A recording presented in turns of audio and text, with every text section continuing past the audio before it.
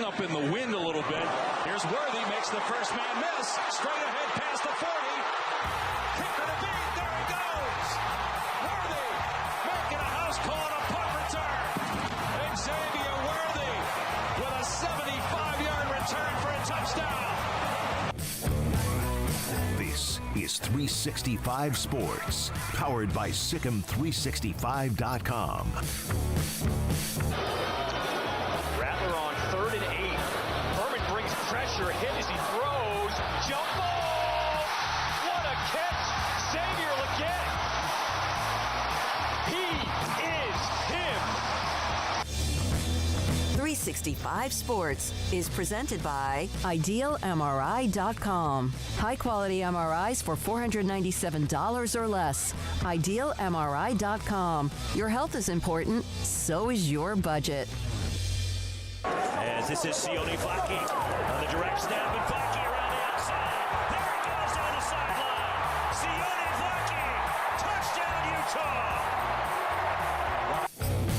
365 Sports is also brought to you by Texas Farm Bureau Insurance, protecting Texans since 1952. Slover, under pressure, ducks away.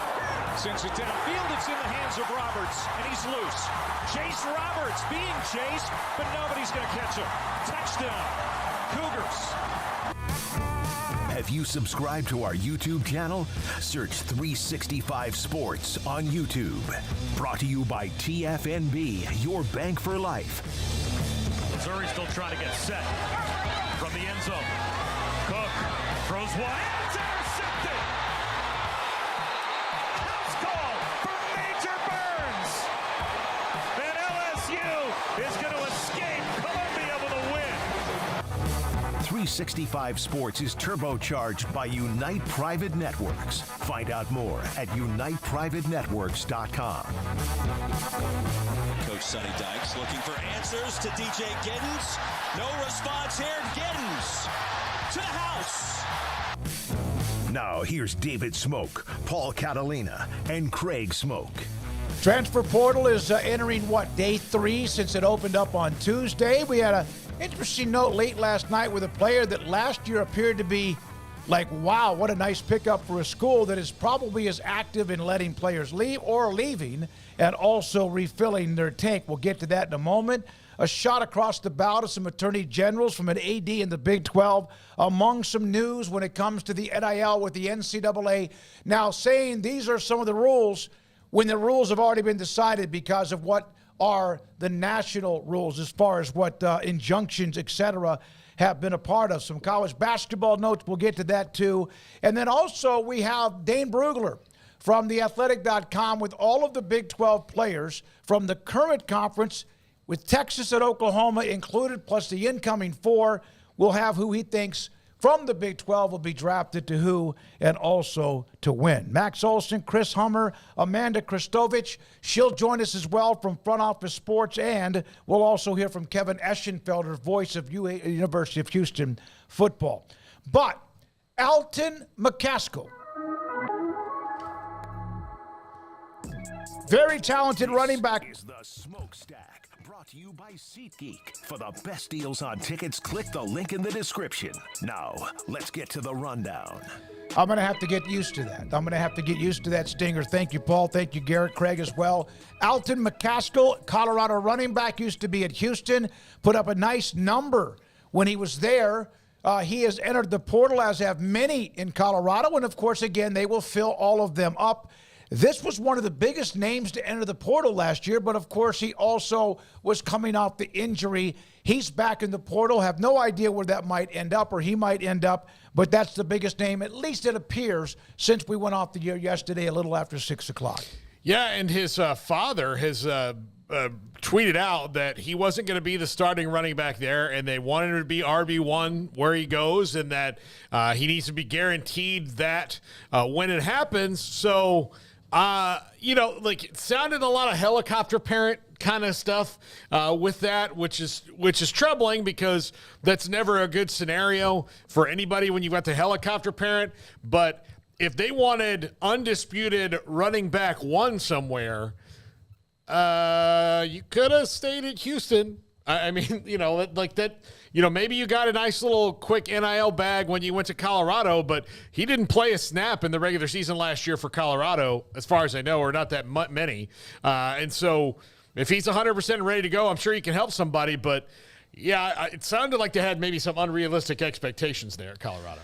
Yeah, I mean, I made a big deal out of this when he transferred to Colorado in the first place. Got a lot of flack from Deion disciples about it, but I feel like a little bit justified, honestly, today in some ways. The Houston spot for him was his and his to take and to as many heights as he wanted to. I don't know if there was ever any, disagreement or whatever with Dana Holgorsen maybe that further prompted that, but it did very much seem like out of the blue. He had gone through spring drills, everything was fine, and then all of a sudden, he's announcing that he's going to Colorado. So it was just very kind of abrupt and strange, and he was coming off the injury too. So it was like a situation where, you're working your way back and you feel like, boom, he's going to be back and he's going to be in top form, and then he's transferring out. And clearly by Holgersen's comments, when that occurred, that was totally unexpected. I think we talked to him a little bit about it at Big 12 Media Days as well. And then, he barely saw the field last year, still, I guess, recuperating and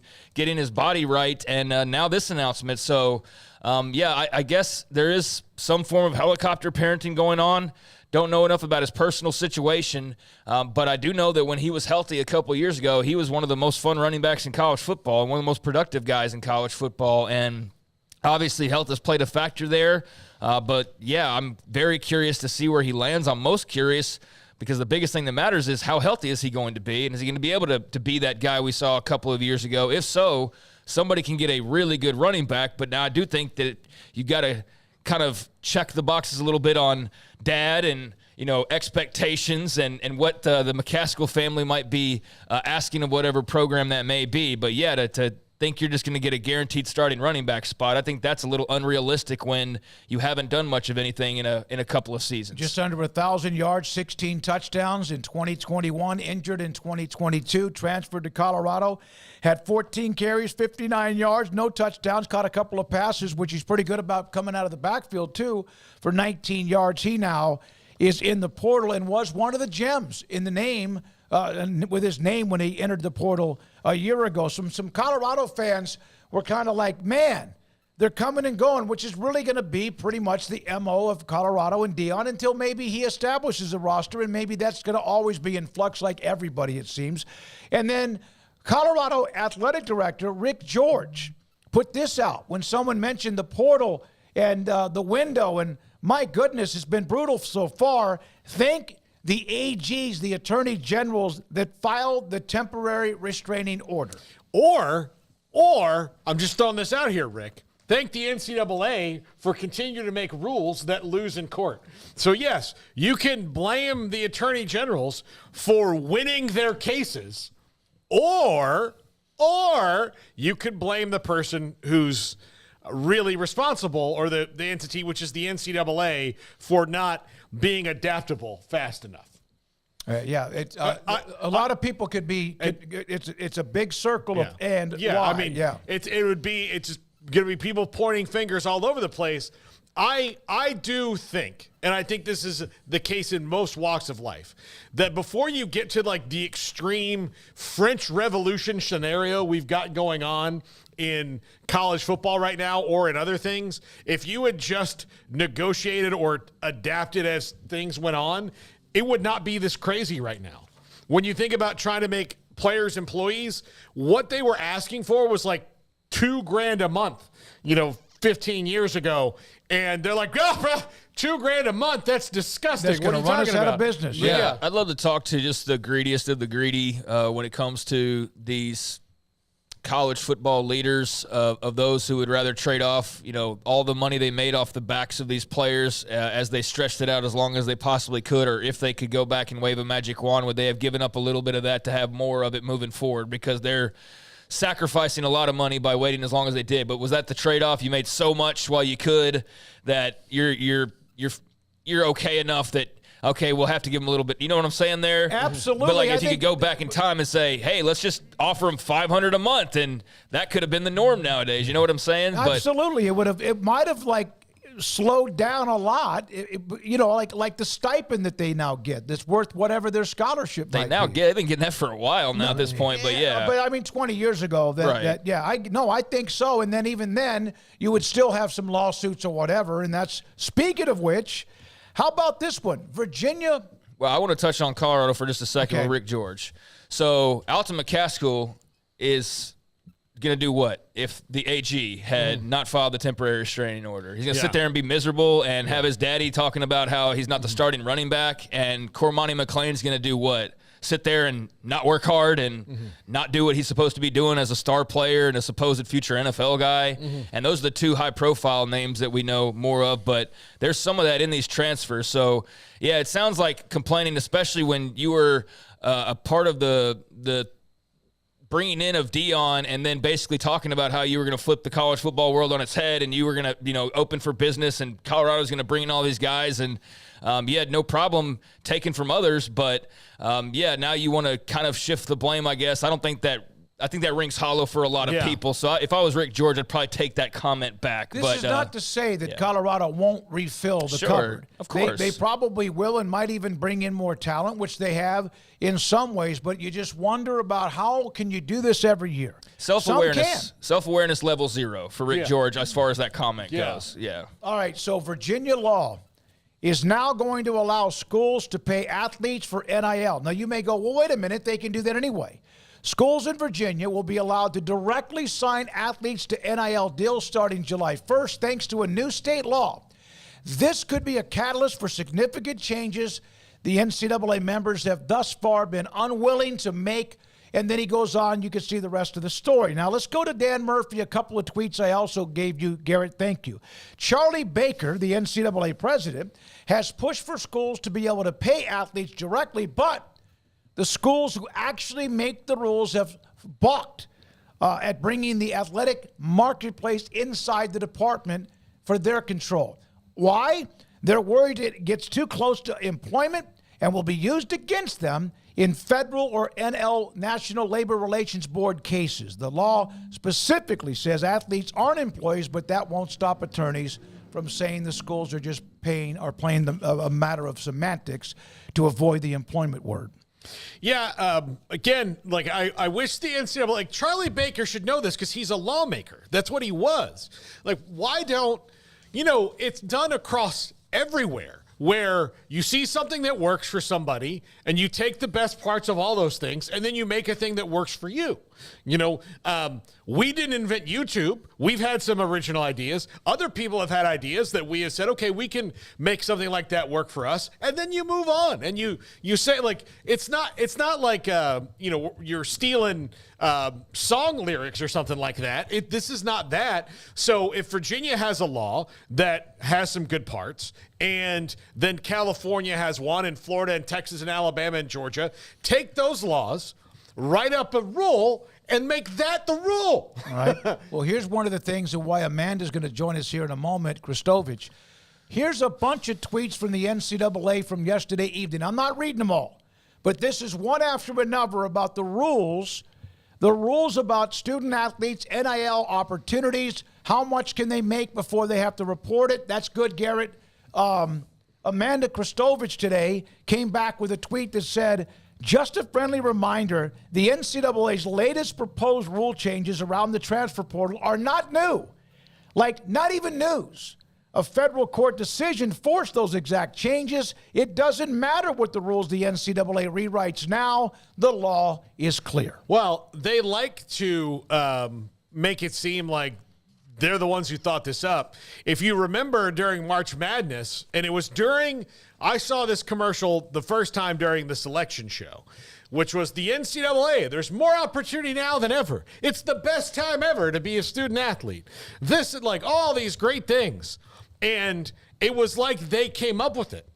Like the McRib or some crap, like, oh man, it's no better time, or it was like a car commercial, like no better time to get yourself a Dodge Ram than right now with all these incentives. Well, look, to credit Dodge, they came up with that incentive. The NCAA came up with none of this. They were forced into it, and now they're saying, like, man, we've got some great ideas. In other words, the poop has hit the ground. Now they're trying to cover it up. Well, bottom line, they're trying to rewrite the law or the rules when those rules have already been forced upon them. They're just trying to stall like they've done their entire history until they're forced to do something. Yeah. I'm so tired of the NIL back and forth. I know it's a part of what we cover, and it's an important part in many ways because it's, one of the big pillars of the entire industry right now. But, man, this law back and forth, legal battle, NCAA stalling individual state rules when it comes to NIL, I wish we could get on the other side of this thing.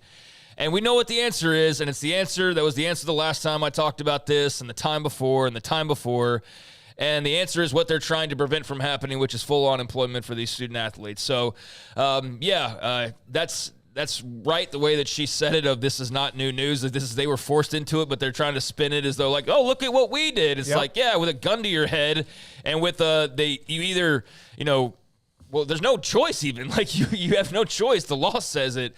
But yeah, I mean it's just more of the same. And I just wonder like how long, because I don't get into the weeds on the legal stuff. There are a lot of other smart people that get into that and love it and are able to translate it into a way that makes sense for dum-dums like me. But I just like, how long does this drag out until you get to a point? And is that point basically you have to have the Super League created just to simply create something to move on from all of this? You know what I mean? Mm-hmm. Because how else does it ever stop the never-ending NIL rules saga, or just replace NIL with any other thing that involves paying athletes money? And it's simply a strategy, the NCAA, of really their entire history. Let's not address something until we're absolutely forced to. Then let's put up a lame fight that we know we're not going to win until we clearly lose in the court of law. And then we'll act as though it's a game-changing evolution of the industry and we're part of the brain trust of it, when in reality, you're doing everything you can to keep it in the way that it was, but you're being forced slowly but surely through each and every court loss to loosen your grip on the college sports athletes and all that comes with that. So, yeah, it's crazy how long this has been going on. Stephen Heindel, I hope I got that right, Stephen. Amanda Kristovich, who's going to join us, does an amazing job with Front Office Sports. Yeah. Love her perspective. She'll join us here in about a little over an hour at 4:30. Max Olson in about 10 minutes. And she's one of those people I'm referring to that can break it down in a way that helps me understand it and follow along with it a lot better than reading like the actual court stuff, because that's not me. Yeah. Tell me like I'm five. Yeah, exactly. Explain like I'm five. Yeah. Tell me like I'm five. Especially me. Now, Speaking of which, some of you are like frothy at the mouth. That's another cookie cake. We're big into cookie cakes. We do everything about numbers of shows, birthdays, etc. If there was ever a sponsor need, I know. It was the American Cookie Cake. I talked to the guy. That's one of those franchises that, But Paul's birthday is not today. So he can look at it, cannot touch it, cannot eat it. Tomorrow is his birthday, but he's not going to be here tomorrow. So I got the cookie cake. And almost like full throttle panic when I was going to order it today. And I'm like, oh, my God, he's going to be out of town. He's leaving to have a 3-day weekend. And so I brought it to the studio today. Well, he can have it. Much. No, we're going to eat it when you get back on Monday. Would you leave it right there and hope we're not texture of a potato chip on Monday? Have you ever had a baked potato and you leave it and you don't eat it, and like 3 or 4 days into it, it gets that little shrivelly, like almost that? We're going to have pieces of that here pretty soon. Garrett Ross runs the mothership. Jack McKenzie, Emery Winter, all of us in what we do every day. We appreciate you today being with us on 365 Sports. If you haven't already, please punch that like button. And then if you don't mind, spread the word at your convenience. Paul is not. What are you now? I'll be 44 tomorrow. Henry Aaron. Reggie Jackson. 44. I still have 8 hours and 21 minutes of being 43. God almighty, I just thought you turned 40. In 2020 I did. But it's hard to remember birthdays that year. Yeah, lots happened since 2020. There's like we're in a whole second era. Yeah. Craig just turned 40 back in March. No, I didn't.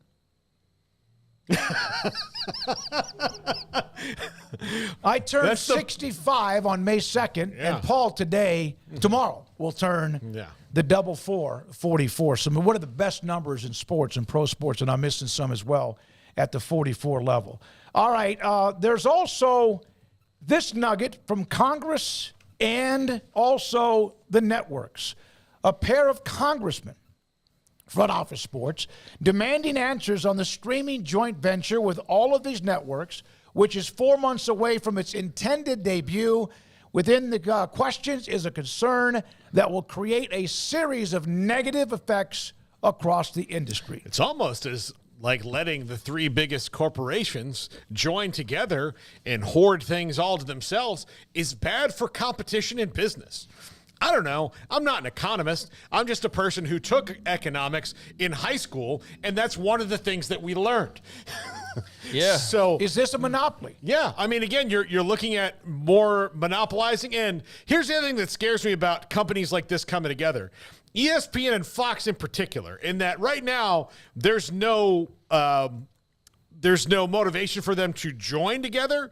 Same with Warner Brothers, but eventually, all these companies like ooze together and then become this amalgamation of something, and then you don't even realize that it's this gigantic conglomerate of just things. And I just don't think it's good. I think it's good that, we can at least try to look into these things. I don't know how effective this is going to be, but yeah, there'll be negative things across the industry. The industry nickname for this is Spooloo, which is Sports Hulu. So yeah, they're calling it Spooloo right now, which the name I hope sticks. It's not going to. It's going to be something plus or, It's gonna be something plus, something X, something generic like that. But Spooloo's kind of a funny name for it. There's a lot of questions about this. I know when it was first announced, we were all like head spinning. What in the world is this? Is this even allowed? Is this possible?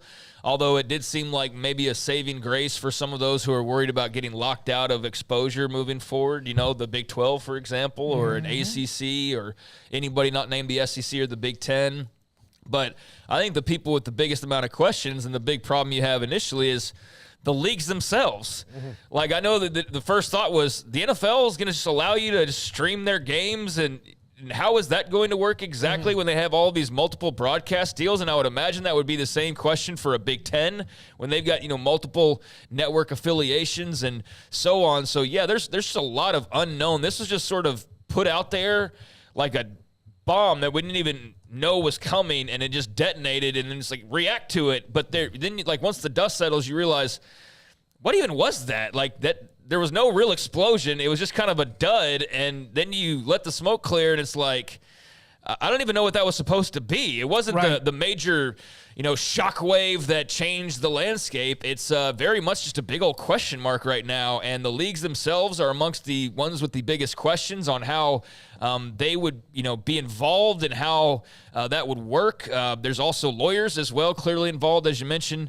There's a lot to clear up here, and there was some intervention needed as far as trying to determine exactly what this is going to look like and how it's going to operate. But, yeah, I don't have high hopes for us seeing this right around the corner. It seems like there are a lot of hurdles to cross before we get into this one-stop shop for sports. By the way, I agree with you on that. There's a lot more to kind of digest here. Baylor and like 5 or 6 other programs within the Big 12 are not going to stream or have their spring game. Baylor's not even having a spring game, but more of a practice, et cetera, 7-on-7. Texas is thinking about theirs and maybe having to move it, like cancel it because of weather. Texas Tech was going to play theirs in Midland because of their stadium being under construction. They've canceled that game Saturday afternoon because of impending strong, severe thunderstorms up in the Panhandle area, or in West Texas, so they'll have it inside their indoor. So that's a game will not be seen either. At least I'm sure there'll be a highlight package, but not actually streaming or on TV. I know fans are bummed about this because they like to go and see any kind of event or, shoulder pads on shoulder pads thing they can. But ultimately, this is not that much of a loss, No, it's not. It's nice. To the football world. Might be something that's fading away. I don't know. I do feel, am I the only one that feels like the spring game's kind of fading? That's what I'm saying. That's exactly. Yeah, I think it's kind of changing how people look at it, coaches or even athletic departments. Yeah, we had like a write up on the spring and what's expected. It's for Baylor, but it's just going to be a practice. Like, there's not even, I don't know that we're going to be able to decide much based on what we see on Saturday. The coaches have had 15 practices to decide if DeQuan Finn or Sawyer Robertson should be the starting quarterback, for example. But yeah, I mean, for Baylor, it's going to be a glorified practice. Not even glorified. It's going to be a practice to close it out rather than a spring game. You mentioned Texas, either not having or might not have it. So, yeah, I don't know. I just get the feeling that that's kind of gotten overshadowed by the transfer portal and player movement. And, you have players playing in the spring game that are gone 2 days later. So it's just a different era, it feels like. You were out when we discussed some of the reasons why, I think a couple of days ago. But there's a lot of reasons why, and you just mentioned a couple of them. We could also get into that a little bit with Max Olson, who joins us now live from theathletic.com, and a week for him, who's in full throttle when it comes to the transfer portal. Max, so far, would you say it's kind of like a light sprinkle rather than any kind of like thunderstorms the first week, and maybe we'll stay that way until after spring games or the end of spring at the end of the weekend? Yeah, I think that's right. I think it's let's extend the analogy. It's raining, but I wouldn't say it's storming right now. There's been, by my count, I think more than 350 scholarship players at the FBS level who've gone in the portal this week. Obviously, a big number on Tuesday, 230 of them, which was a big uptick from last year, which was 90 on the first day. But in terms of like guys who are all conference, all America type players, like huge impact players, haven't seen a ton of those pop up yet. I think as we get closer to the April 30th deadline, that probably spurs a little bit more action if there are going to be some big names that make moves. Certainly, like as you guys probably noted, after spring games, you probably see a little bit more action on Mondays and Sundays. But, it hasn't been, I don't think, too crazy so far.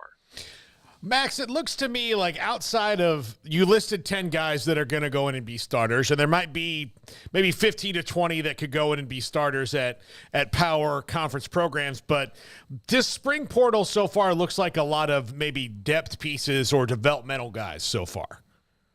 Yeah, and I think that,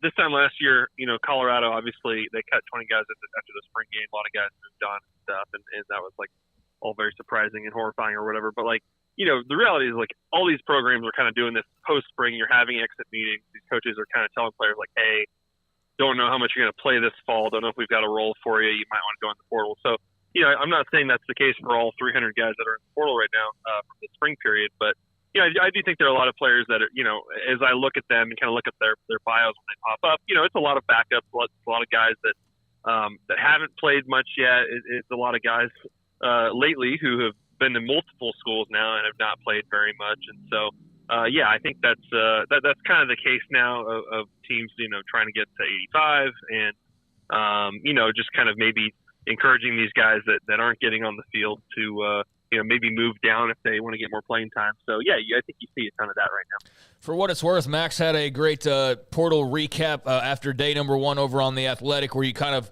broke it down, the number of time or the number of repeat transfers in the portal. You mentioned Damian Martinez among some various others, and so that's a good read. But Damian Martinez, how attractive of a name has he been in the portal thus far? It seems like Miami's after him and some others as well, but I know that was a huge blow for the Oregon State faithful who were hoping, after he said he was going to be back, that was going to be the case. But clearly, I imagine there were some people in his ear for his services. Yeah, no doubt. He's had a really impressive career so far. A kid that went from Texas up to Oregon State and not only started right away, but was a first-team All Pac-12 player in both of his seasons at Oregon State. Really productive and someone who, when you stack 2 seasons like that, now you start kind of thinking, okay, what do I need to do to be, one of the first running backs selected in next year's draft? So I think that's, I know the 400,000 thing got floated out there when he went, when it was announced, all that. And I think that, changed the conversation a lot around him. But I think that's the reality here. He's looking to play for a program that can contend and to boost his stock. And, I think that the one to watch right now, I think, is still Miami. Because they've got Cam Ward, they've got good receivers, they've got good talent there, and obviously they've got a little pressure to put together a much better season than they've had so far under Mario Cristobal. So I could see Miami being a great fit for him, and they're also dealing with some injuries at running back and have throughout the spring. So I think they're the favorite, but he's currently on a visit to Arizona, and I think he's going to take 4 visits or so, and that'll get wrapped up pretty quick here. But yeah, he's definitely number 1 in terms of best available at the moment. Max, 2 of the names, the bigger names that were additions for Colorado last year was obviously Cormani McClain, because of coming out of high school, is ranked as high as anyone could be. And then, of course, even Alton McCaskill, who he is also now in the portal, along with Cormani, who made that at least was reported yesterday. Is this going to still take another year or 2 or 3 with Deion churning the roster? Because he'll fill it up. But do you think he'll ever get to a point where he doesn't rely as much on that year to year? Well, I think the first full recruiting class, I'm not saying that that's like damning in terms of how they'll always do things there, but certainly other than Jordan Seaton, they really did not. They took a very minimal number of high school recruits. And, look, I think part of it is like an overall strategy of they're trying to get as good as possible, as fast as possible, because, they feel like they've got a first-round quarterback in Deion Sanders, and they've got Travis Hunter, and these guys are going to go pro a year from now, you would think. And so I think part of it is just trying to expedite this rebuild and get experienced players in there. But certainly the players that are hitting the portal right now, and whenever Cormani McClain's officially in, I believe that'll be 26 or 27 players that have entered the portal for Colorado since the season ended. I think you're seeing a lot of these guys that are going in are guys that didn't play as much, or kind of backups, and guys that frankly Colorado probably missed on. And so as they fill those spots with more portal guys, it's like you got to have a better hit rate this time, in terms of finding players that really can help them, be a bowl team and better than that, right? So, and then the McClain one, I mean, McCaskill, I think he was coming off the ACL, so it clearly wasn't 100% when the season started. They decided to go the red shirt route. You just hope that he got paid whatever he was promised when he made that decision to leave Houston, and you hope he can get back to 100% and get back to playing like the player we saw in 2021. And then for McClain, I think, Deion Sanders has been very transparent, very public about, what's gone on there. I think that he really poured a lot into Cormani McClain. It was very important to get him to Colorado. And, this is a kid that just made a lot of freshman mistakes in terms of his work ethic and preparation and all that. And you hope that wherever he's going next, he kind of takes that opportunity seriously, because, even though we're going to have unlimited transfers here going forward, you don't get unlimited opportunities to be a starter and a guy at these places. So don't know where he's going to go next, but you hope it's a little bit of a wake up call for the young man. What happened with Penny Boone in Louisville? Great question. Yeah, great question. He's one that, if you asked me 2 weeks ago, I would have said, that's one of the sleeper pickups that I'm excited about. I think Louisville has been very aggressive in the portal this offseason, in terms of reloading after playing for an ACC title in Jeff Brom's first year. And they took a lot of guys in December, January, and Penny Boone is coming off an excellent season at Toledo, where he was the MAC Offensive Player of the Year. And, I think we've seen a few examples of that so far this spring, of a guy goes to a place in January, and then as this deadline comes up, they're looking for a renegotiation, and sometimes a coaching staff puts up with that, and sometimes they don't. And so, I'd be very curious to see where he goes. But I think there's a larger kind of challenge there, and I've talked about this with head coaches before. I think because there's the 2 windows now, it gets very frustrating on the roster management side for these coaches, because you're not really signing them for a year. You're really kind of signing them for 6 months at a time right now. And so, we've seen a few cases with Louisville this week of okay, you just brought this guy in. Why are there suddenly rumors that they're looking to leave already? And so, we're curious to see what happened with Penny Boone in terms of where he goes. Can he be as productive at the Power 5 level as he was in the MAC? But it's you can't take it for granted in terms of these guys showing up at a place and stand. If you wanted to slap the elite or the premium tag or the X tag or whatever on on a position group, it sure seems like defensive linemen, defensive tackles would be right there near the top of everybody's want list, Max, but it's always near sold out. So there was a major splash when Dominic Williams announced that he was going to be leaving TCU. What kind of a ripple effect do you think is there? Obviously a huge loss for Sonny Dykes and company, but what are we talking about as far as the demand for a Dominic Williams now in the portal? Yeah, I mean, it's probably pretty expensive to pick up the Dominic Williams in the portal these days. I think that, and look, again, that's like kind of the shame in this stuff that TCU, was able to take him out of California as a 3-star recruit, and by my understanding, he was making good money at TCU. That wasn't necessarily the issue here, but this is a guy that earned a starting spot day one as a true freshman, and started every game of his career at nose tackle, and showed a ton of value for that TCU defense. Even with its struggles last year. And so, I think a player like that, again, you're looking at the NFL now, you're looking at, okay, what do I have to do to kind of boost my stock? I think if he'd stayed put, though, the fact that the TCU is changing their defensive front and playing 4-man and stuff, like, I think Dominic Williams, if he'd stayed put, would have had more pass rush opportunities in a different role and maybe a beneficial role in terms of proving what kind of draft prospect he is. So I was surprised by that news when it broke yesterday. And I think that he's the kind of player. I mean, when those guys go in, it's not really that surprising when, like, soon after it's like, oh, he's going to visit Oklahoma. Oh, he's going to go visit Texas. So, like, the real contenders, when they play TCU, I'm sure they circle that guy on the depth chart and are like, hey, we'd take him if he ever went in. So, I think he'll land in a great spot here. And I think for TCU, they're going to have to pick some guys up. Max, do you have an under-the-radar guy that you like a lot? Ooh, good question. There's, I think one.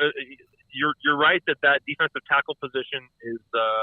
There's a lot of people looking for him. There's not a lot of them out there. So, I think we've seen C.J. West, the defensive tackle from Kent State, who graded out as one of the best deep tackles in the MAC in the country last season. He's a guy that went in, and when these guys go in and there just aren't that many options at the position, like all of a sudden, okay, this kid from Kent State has a Michigan offer and a Texas A&M offer and Miami and all these schools. So maybe they get over-recruited a little bit, but that's one that certainly you talk to personnel people, that's one that they circled right away on Tuesday is like, we got to offer this kid and get him on campus. So, you tend to see that in the spring window, maybe a little bit more than in the January one, that these G5 guys who can really play and they go in, they get some pretty good opportunities. So I think he's one. And, that's also kind of how this cycle's been so far. There's not like starting QBs going in, making moves and stuff like that. So it is a lot of like need-based recruiting, and it is, can you find some gems right now?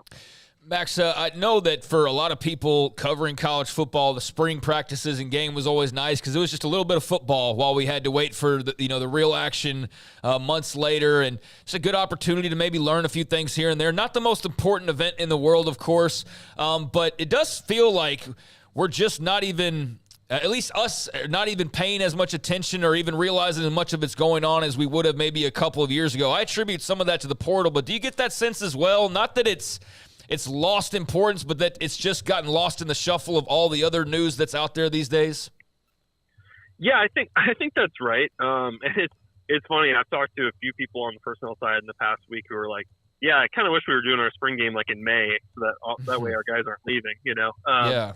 That I think it's I think it has definitely lost some importance in the last few years. I think part of that is the roster attrition piece of it, and just that you talk to some coaches and like it is hard to have like the right numbers at all these positions and go through spring ball and really feel like you got a ton out of it when guys are coming off season surgeries and things like that. And so yeah, I think it's been diminished a little bit. I think you're also seeing that these coaches are getting more aware of like, our opponents are already scouting our roster and like probably trying to like poach our players. So why do we want to put anything out there in the public about who's good? You know what I mean? Great point. Yeah. I think that you're seeing strategically. It's obviously in the past it was like, well, we're not going to really show off what we're really doing on offense and defense. It was in the past it was like a scheme saying that you want to be vanilla and all that. And now I think it's also like, I don't really want people getting a good look at my personnel here. So yeah, you kind of wonder if that will continue to be. They're fun events, but I mean, will that continue to like matter very much going forward? There was the the Super League leak, a couple of weeks ago, and that kind of came and went in a couple of days' time, basically. I know there was another thing that came out, a couple of days ago about another confidential turnkey pitch that was out there for the Super League. How are you digesting this? Because the first one, I think everybody's like, oh, wow, and then realized, well, this is not happening and moved on quickly. How are you kind of taking some of these quote-unquote leaks and this Super League talk that's been out there the last month or so?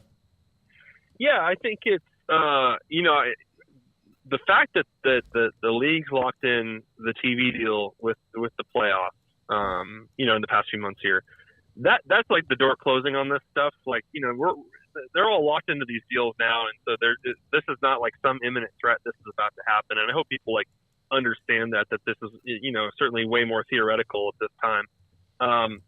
I think, to me, it's I think the things that are that they're putting out there, they're all the conversations we have to be having about what is the future of college football, and if you start from a standpoint of okay, we need to stop with having these antitrust problems. We need to figure out a way to have a collective bargaining model for athletes. We need to have a model where we are directly paying the athletes.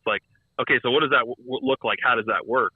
I think them trying to attack those issues makes sense, and I think that's productive to have those conversations and try to work those things out.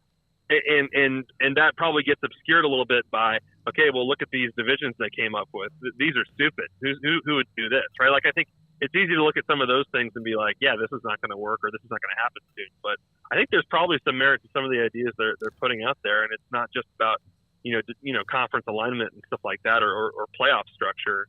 But at the same time, you look at what they came up with on paper there in terms of divisions, and I think it's very easy to see it and be like, okay, well, not sure why Greg Sankey and Tony Petitti would be stoked about that. Yeah. Their job is to protect and grow the brand of their conferences, and those are extremely strong brands at the moment. So just kind of disappearing those, that's probably not what they're looking to do, and that's it's one of the many reasons why these guys are not taking meetings with the group that is working on this project. So I think that there's probably some merit to some of the ideas there, and these are the issues we'll be talking about for the next few years. But certainly there's not just one kind of. I think there's from the Big Ten SEC side, they're sort of wait, why are these guys the ones trying to step in and fix this? So that debate over what is the right thing to do here going forward, I think it's an important. I saw your response about the one that was called the Southwest. That's not going to happen. Secondly, why would Texas go back into what was partly the old Southwest Conference, where they're trying to run as fast as they can to get away from that /Big 8? So, yeah. By the way, I got to give you a real quote. Yeah, who's doing those things voluntarily, right? Exactly. Yeah. Nobody. We just got to the SEC. Let's turn around and go reform the Southwest Conference. Yeah, I don't know. I'm going to give you a quote to close it out. Deion Sanders asked about Colorado losing players in the portal. What are we losing? Potential starters. Where? Tight end, running back. You haven't been watching practice, huh? We good.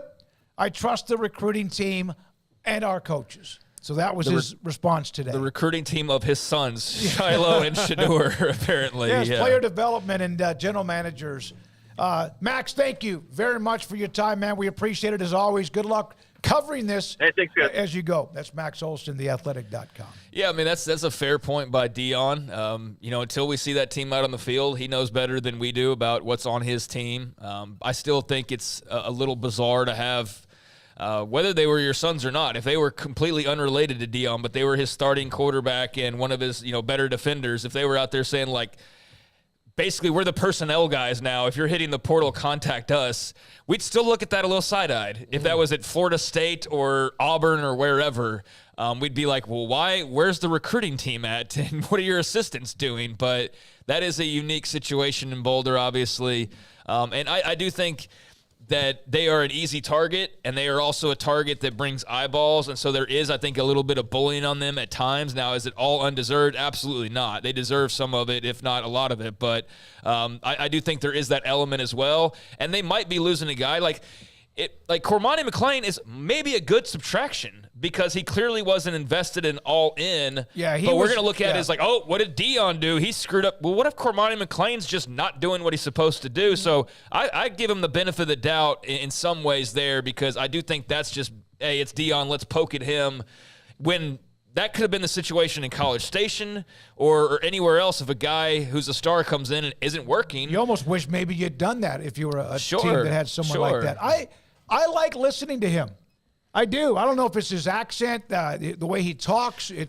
There's something about the way he talks, sometimes maybe out of the other side of his mouth, but I kind of like his honesty about some of the players. Sometimes, maybe, for sure. I think there's a sales job going, too, because he has to do that. He's got some of that Southern preacher vibe to him sometimes. Maybe that's what it is, but he's got work to do. I mean, they're obviously far from where they want to be. He has to build a strategy of building a roster that's more sustainable than this thing. Yeah, that's my point. And, I mean, like, you can't do 25 in and out every year. No, you can't. Like, you have to. Maybe you can. Because the important thing is you have a team that, like, a core of a team that's there and is ready to go. That is the attitude and the culture of your program.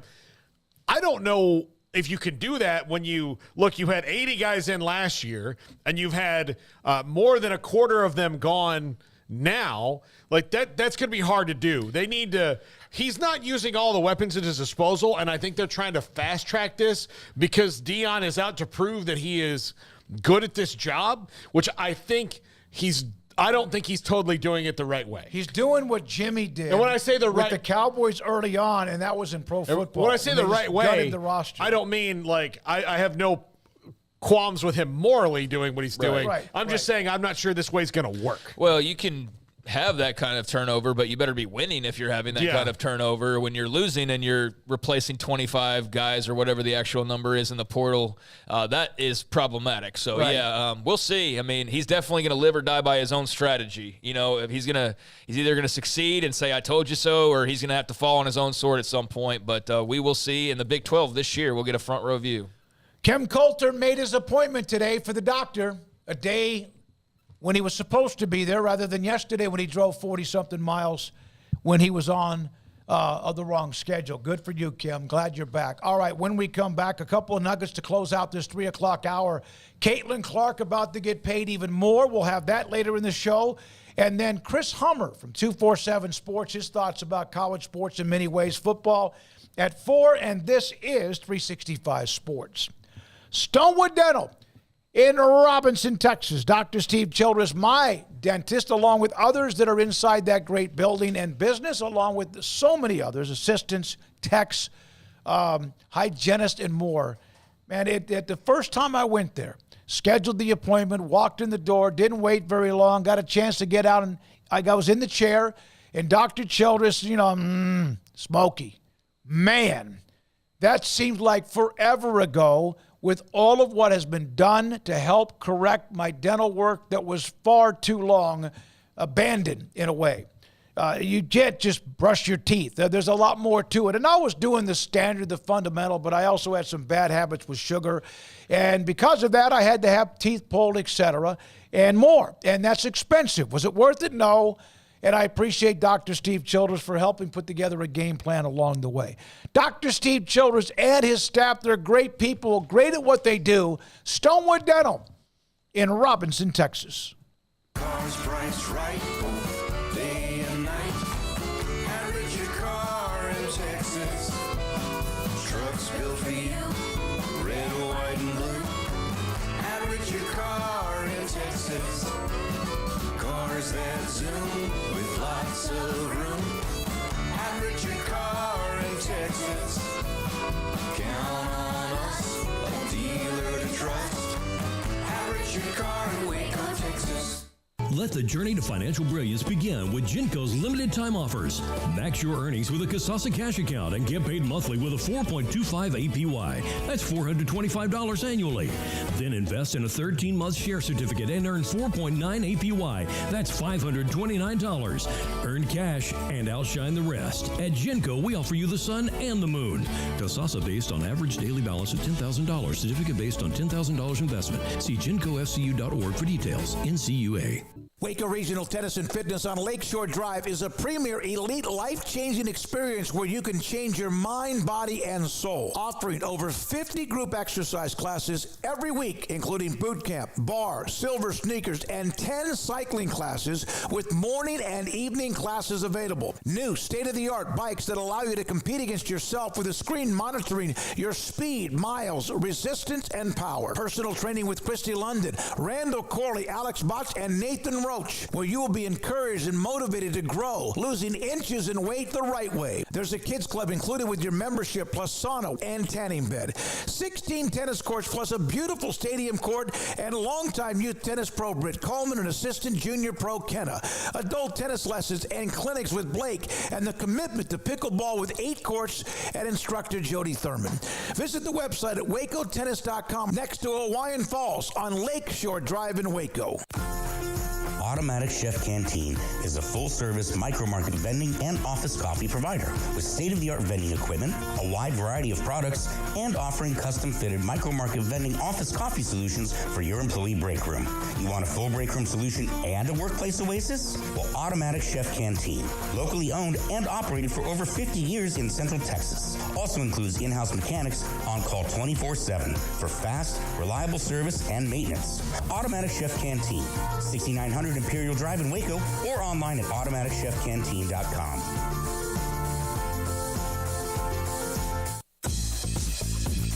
Baylor Scott & White Southwest Sports Medicine and Orthopedics, the team physicians for Baylor Athletics, diagnosing and treating all sports-related injuries, including concussions. These specialists also provide orthopedic services for athletes and non-athletes alike, whether it's knee or shoulder pain, a wrist injury, orthopedic spine care, and even an arthritis and total joint clinic. Trust the doctors Baylor Athletics trust. Baylor Scott & White Southwest Sports Medicine and Orthopedics wants to get you back in the game.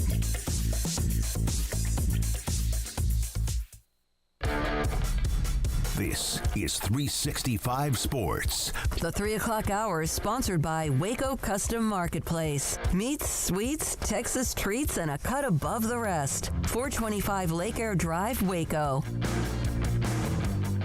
Caitlin Clark has taken women's basketball and put it on its ear in a good way because of the numbers. We've seen all that. Then drafted one by Indiana. Look at this. Working on an 8-figure. Some estimates by reporters of $20 million endorsement deal with Nike. If it's $10 million, that's monstrous. And is set to receive her own signature shoe. Worth every penny. Did you hear there's a game, one of the early games in the year being moved to a larger arena because they know it's going to be so heavily wanted tickets so that they're moving it to a larger arena early in the year. Yeah, there's high demand to go watch Caitlin Clark. That's crazy. I thought she was going to have to eat moldy pork and beans with her lowly 6-figure WNBA contract the way people were talking the last few days. But, yeah, she's clearly going to be fine and clearly going to be very rich and, very much in the public view for the foreseeable future. What she doesn't get through her WNBA salary, maybe she can help be that wave that creates the situation where there are more eyeballs and there are more ticket sales and there are the things that actually turn into larger salaries and larger contracts for people, big TV broadcast deals, selling out arenas.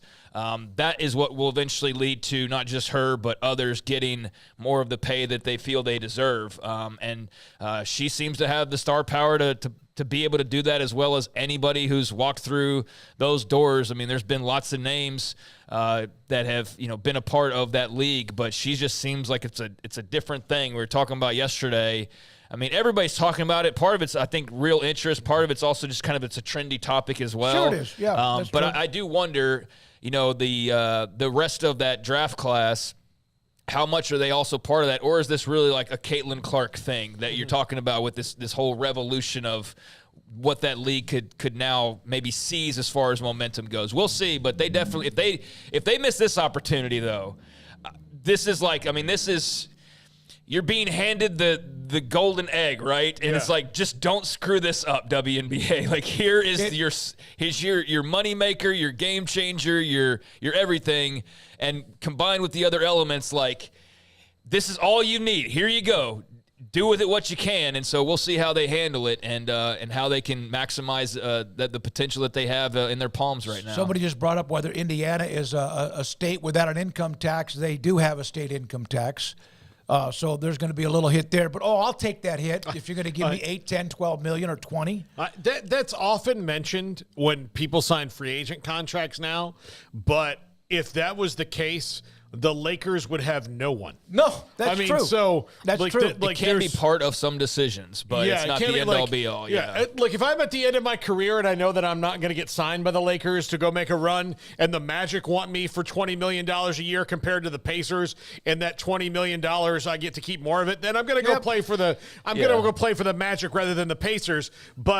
Or, the same thing with the Rays or the Yankees. Like, if the Yankees aren't really going to sign me to make a run, then I'll go play for the Rays and take my money. But it's a fair point to bring up, though, because that is so often mentioned, especially I remember when the whole A-Rod signing with the Rangers, like the big pull was that he could have no state. $52 million. Yeah, 10 years, $252 million, which is like nothing now for contracts for some guys. But, that was a big pull to Texas, was the no state income tax. TCU, women's basketball, Haley Van Lith was at Louisville, really good. Went to LSU, pretty good. It kind of seemed like it was not a good match.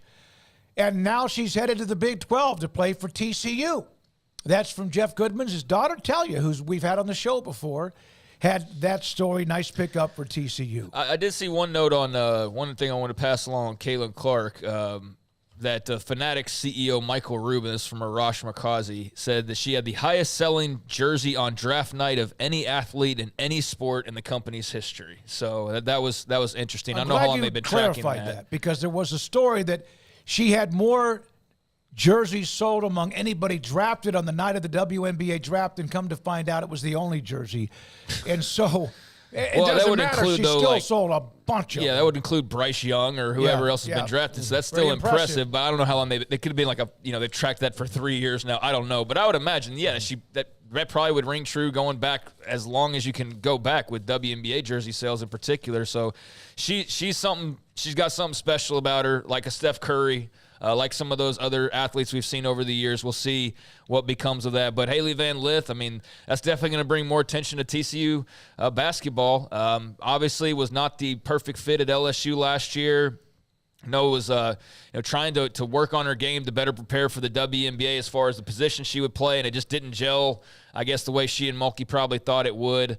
And so, what a nice pickup for the Frogs. And you're almost looking at a situation where, until news that came out about an hour later, you were looking at the most TikTok-y program in all of college sports, maybe, when you talk about having Sedona Prince and Haley Van Lith, and then there was another piece of that trifecta, Haley Cavender, that was going to TCU from Miami, but is now apparently headed back to Miami. So to join her sister. One of the Cavender twins is no longer going to play in Fort Worth. But if she had, it would have been her and Prince and Haley Van Lith, and they would have had a lot of hits. I don't know how many wins they would have had, but they would have had a lot of hits on social media for sure. I can't believe I saw you at the University of Miami women's basketball media guy. No, there would never. Where did you get the orange Cavender alternate jersey that you were wearing the other day? Fanatics. No. We'll still a couple of the nuggets we'll get to later in the show on men's basketball. With SMU lost a really good player in the portal, and Jerry Jones.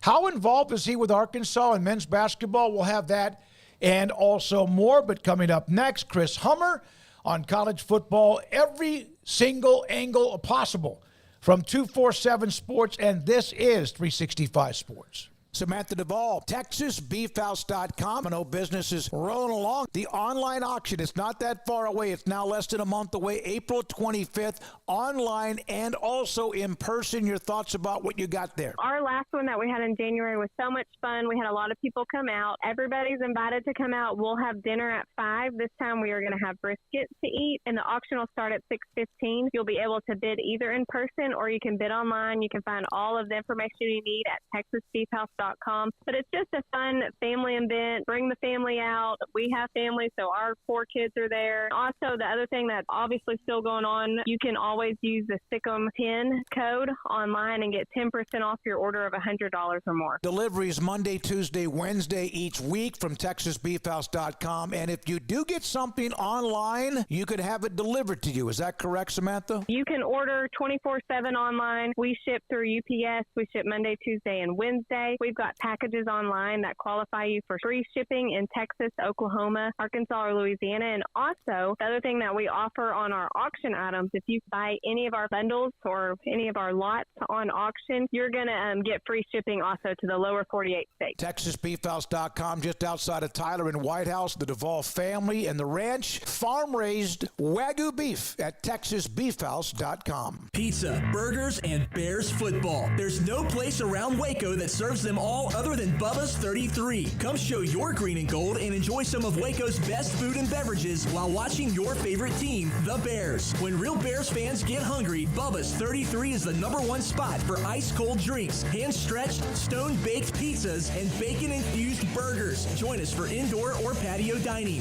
Bubba's 33, Waco's restaurant and proud supporter of Baylor Bears football. Sick 'em, Bears.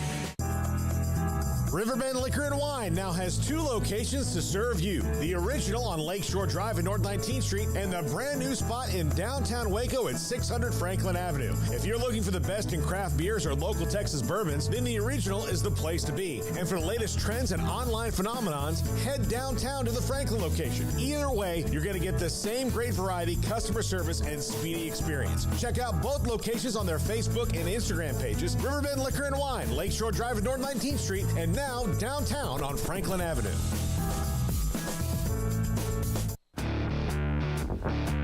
This is 365 Sports. The Sick'em 365 app is brought to you by Allen Samuels Dodge Chrysler Jeep Ram Fiat. Come by, let's be friends. Chris Hummer, national college football writer, covers the transfer portal. If you cover college football, you have to. 247 Sports joins us on 365 Sports. Chris, how would you summarize the first 3 or so days, this early part of the spring window when it comes to the portal? I think it's about as expected. It's not like a lot of big names, not a lot of significant pieces, but a lot of teams spring cleaning and also some intriguing pieces that can help teams if you really dig in and know where to look. So not the most exciting, but certainly interesting if you're a college football nerd. Where do you see Damian Martinez eventually ending up? If I had to put a bet on it, which thankfully I don't at this point, I think Miami is.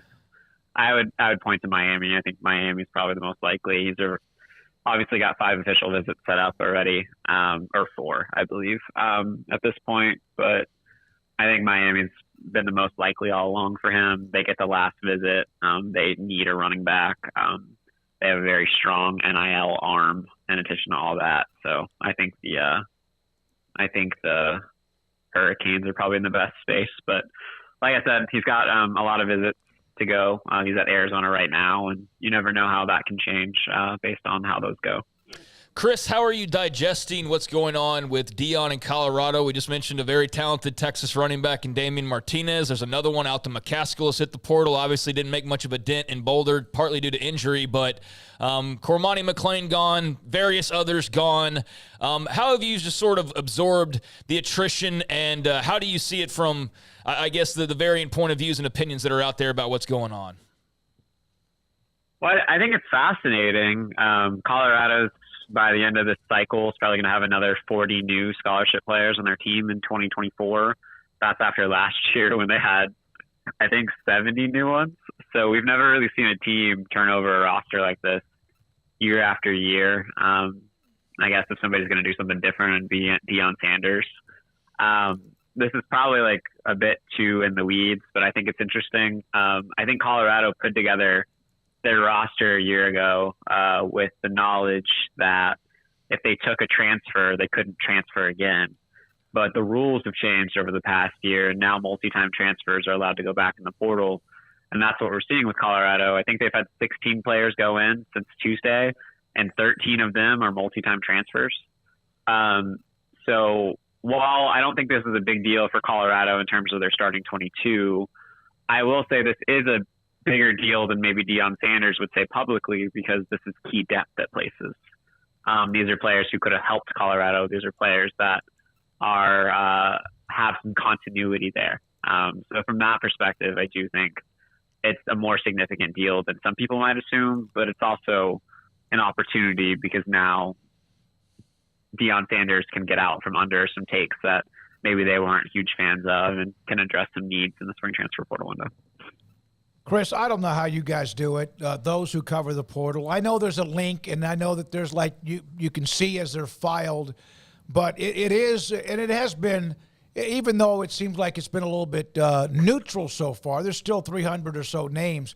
How do you do it? How do you keep up with it? Is it like that's what you do? Is there anything else that you get a chance to cover at this time, or do you have to just focus on that like a team or someone getting ready for the NFL draft? Yeah, I mean, I don't know. It's just, I think this time of year, you just know that you don't get a lot of sleep and you're on the phone a lot. But that's what we all sign up for. It's interesting. I don't think there's anything quite like it in sports, honestly. The transfer portal, we're annually seeing 3,500 FBS players move. And like 2,700 of them are scholarship players. So if you just think about it, you're talking about anywhere from 20 to 25% of the FBS moving every off season.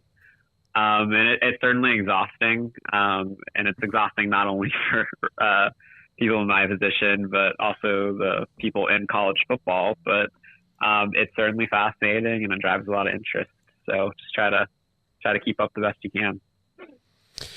Chris, which team could maybe surprise some people with their activity in the portal, like going and maybe being more aggressive than people would notice? I think, like, at least in the spring window, so it's a little different in the spring versus the fall. In the fall is in the winter. The winter is kind of a blank slate, you know what I mean? Like, everybody can be as aggressive as they choose to be. The spring window is more limited by numbers and what teams have available. But if I was going to point out some teams, I would point to the teams that have new head coaches, right? Like, especially the new head coaches who were caught in the wake of the Nick Saban change. So, like, Alabama's this roster you traditionally associate with just, like, top-tier recruits, don't need to plug a lot of holes. Alabama has to plug holes right now. Washington, a team that saw their head coach leave for Alabama, has a ton of holes. They have to be very aggressive right now in filling them. And we're seeing Washington approach NIL in a way we haven't seen them do in the past. Like a school like Duke, I don't think anybody associates Duke, the academic prestige that they have, as particularly aggressive in the transfer portal. They're going to have to be. It's schools like that. There's always schools like Ole Miss or Miami that are always aggressive. But I think if you're looking for new teams to step into that kind of space, it's going to be those that had head coaching changes that have to fill holes. Chris, is, I guess, the defensive tackle position, would you say that's the most premium pickup that everybody is looking for right now? Is there perhaps another one? Yeah, I think defensive tackle is the most competitive for sure. It's just a lot of really big teams need a defensive tackle. I mean, just in the SEC alone, Oklahoma, Texas, Auburn, Navy, Georgia, LSU needs multiple defensive tackles. You could probably point to, like, A&M needs a defensive tackle. You could point to, like, half the SEC as needing a defensive tackle, and you haven't even gotten to teams like potentially USC, Oregon, Washington, who might need one. It's just a really competitive market. A lot of big Michigan needs a defensive tackle, or at least needs some depth there. There's just a lot of big-time teams competing for a very small amount of large bodies, and that means that teams are going to have to be very aggressive in terms of landing one. And when I say aggressive in this era, it usually means from an NIL perspective. I was going to say, yesterday we got the surprise, I guess, or I don't know how much of a surprise maybe for some, but Dominic Williams at TCU, and you go like, geez, like what a blow for TCU. But then, the way you lay it out, I can only imagine what his DMs and the phone calls to, whoever's repping him or whatever must look like. I mean, it's got to be just a really crazy situation for a 17, 18-year-old, but, man, the demand must be just absolutely insane on the end of somebody like a Dominic Williams. Yeah, we reported that Williams was going in the portal yesterday, and I don't think the person representing Dominic Williams is really complaining right now. I think they are embracing that, and I think that's very much what they wanted based on the Dominic Williams interactions with TCU over the years. But yeah, very popular player in the portal and going to have a lot of options. And this is the time of year where, like, and I'm not saying this about Dominic Williams. I think Dominic Williams is one of the best players in the portal and one of the better DTs in the Big 12 the last 2 years. But, like, this is the time of year where, like, a very good player can command significant money, and even an average player can command quite a bit, just because so many teams have needs. It's shocking, right, that everyone needs defensive tackles even before the NIL and transfer portal. It's a position you could never have enough of them. Yeah, absolutely, and it's interesting because even teams that don't on the surface need defensive tackles want extra defensive tackles. Like the reason why Georgia and Michigan have won national championships the last 3 years, and one of the reasons, obviously, I guess there's multiple, is because they could come out teams in waves along the defensive line. Like Michigan lost Chris Jenkins this year, but they're going to have Mason Graham and I'm drawing a blank on the other defensive tackle's name, but they have two of the best defensive tackles in the country coming back. But what Michigan wants to do right now is supplement those two with an additional body. And every team could use an extra defensive tackle. And it becomes even more desperate kind of a situation for teams when they need starters. And teams like LSU right now actually legitimately need starting defensive tackles. So there's just a lot of motivated teams. Do you think Cormani McClain will take any kind of negative hit on the fact that he didn't work out with Deion or any of that, or that will kind of be washed away by the fact that a year ago at this time everybody was as excited about him as a prospect as you could be? I don't know if he's going to take a hit because of his time with Deion. I guess it depends on how you look at that. I think the market for Cormani McClain will be more tepid than people expect based on the name for a variety of reasons. But I'm going to be very curious about where Cormani McClain ends up and where he goes from here. He's obviously one of the more talented cornerbacks just naturally that you'll see, but he's somebody that's going to be interesting to follow the rest of his career.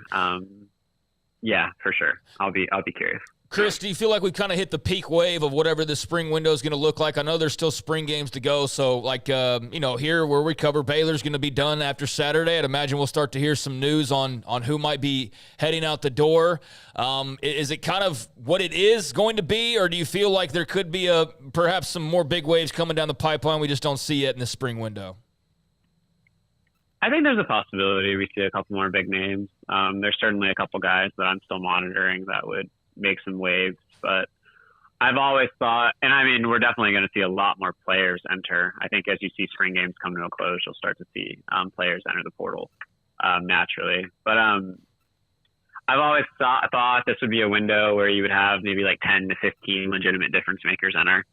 And I think we're on track for that. Like, I don't think it's going to be a lot, but I think there are going to be some key pieces still left to go. And I think the real interesting day to follow is like the April 29th, April 30th range, because that's when really desperate teams are going to make last-second pushes to push people into the portal.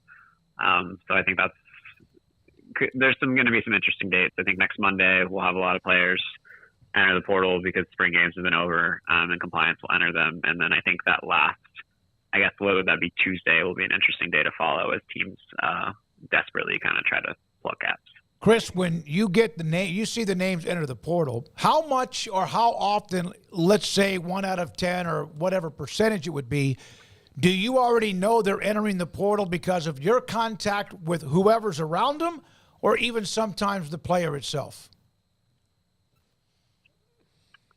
It depends on the situation. And I mean, I don't know every player who's going to go in the portal. I would be lying if I said I did, but we I spend a lot of time like ahead of the portal opening, just making phone calls and trading names with people. And that's how you kind of get a sense of who might enter, and you just try to be as prepared as possible for the chaos. But the names tend to get out there pretty quickly once they're officially in. So people get an idea of that pretty quickly.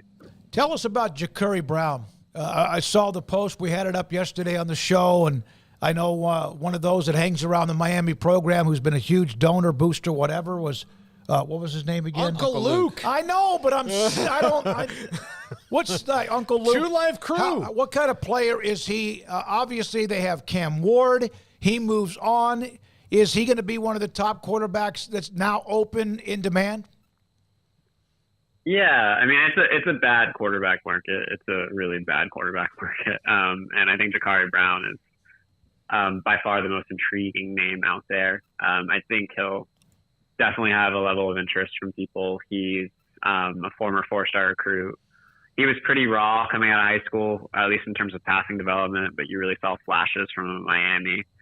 He's a really dynamic runner on top of that. And I think if you put him in the right system, like an RPO-based system, he could be really, really interesting for some teams. So I think so, yes. But even as I say that, like there's only really one school looking for a starter at quarterback in the 5-4. That's Northwestern, maybe UCLA. So Ja'Cory Brown's interesting, but he's probably interesting in a way where he likely ends up somewhere as a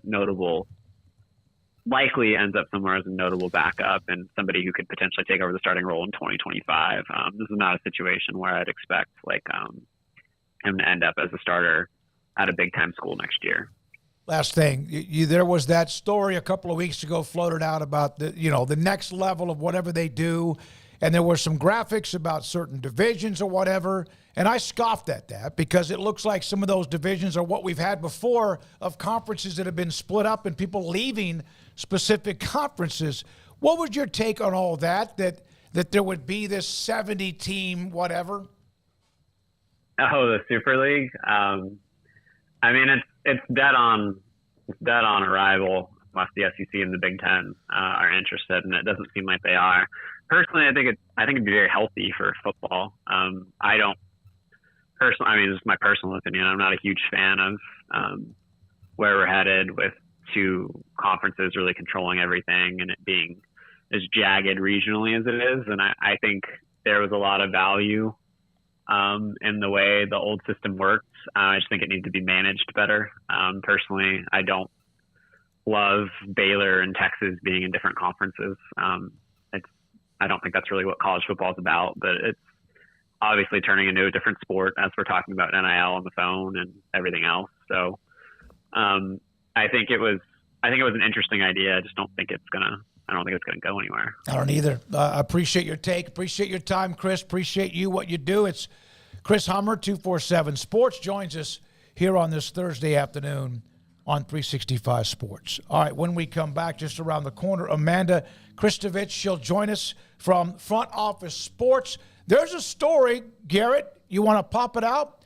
A complaint has been filed against Notre Dame with the National Labor Relations Board, unfair labor practice charges, as several other existing NIL cases. The Notre Dame has illegally classified athletes as student athletes after rather than employees. Go ahead. You were dipping your head. What did you want to say? Did I misread It's not that? existing NIL cases. It's existing NLRB cases. NLRB, okay. Which is essentially where NIL goes next. Yeah, no, you the National Labor Relations Board. You might be right, yeah. That's going to be very strange when all that shakes out, right? I mean, like when it gets to that, and this is the first process of a long process. Not every Dartmouth player wanted unionization. Unionization. Yeah. Not every Notre Dame player is going to want it. People have different views on unionization. It's a complicated issue anyway. There are needs for it and not needs for it, and there are times, where it's more needed than others. So why would Notre Dame do this? Why not? Why? Okay. I mean, again, why? Like, if you have an opportunity to protect yourself or to do this. Like right now, like that's the thing. Why not do it? Like, again, just see what happens, and Notre Dame's got a big TV deal with one place that also, when it comes to revenue sharing, that's going to be part of it. So this is a step to maybe get a part of that, but this is also could be a decade. I mean, a literal decade or more away from actual like resolution because, there's going to be people fighting the unionization of college athletes all the way around from a lot of different sides.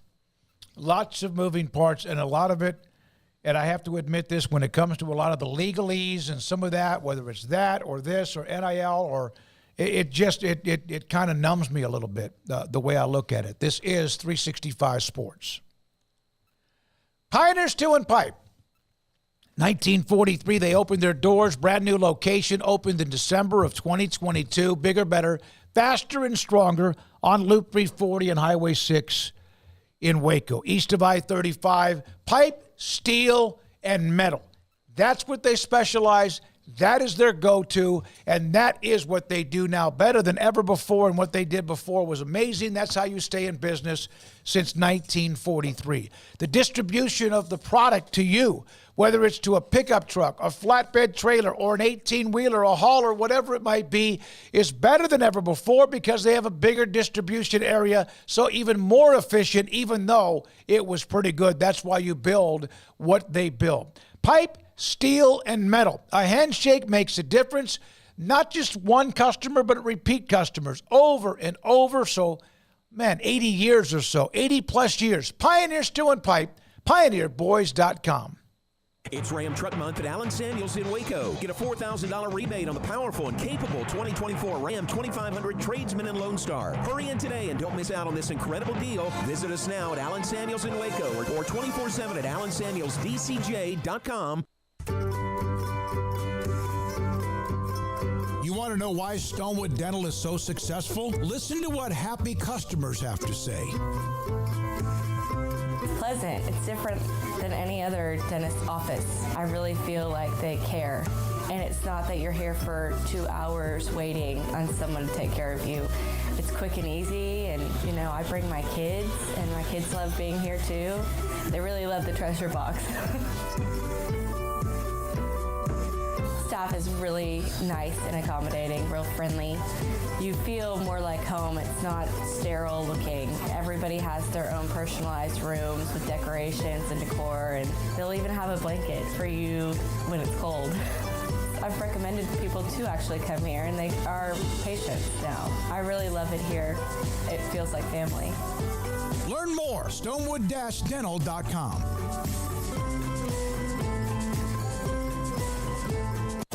At Ideal MRI, we feel blessed to be part of the Waco community. We're a small family business here in Central Texas. At times like this, the cost of healthcare has never been more important. And unfortunately, significant illnesses and injuries still occur. And that's why Ideal MRI is open and here to serve you through this difficult time. So if you need an MRI, ask your doctor about Ideal MRI. You can schedule online in minutes at idealmri.com or call 833-IDEAL-MRI.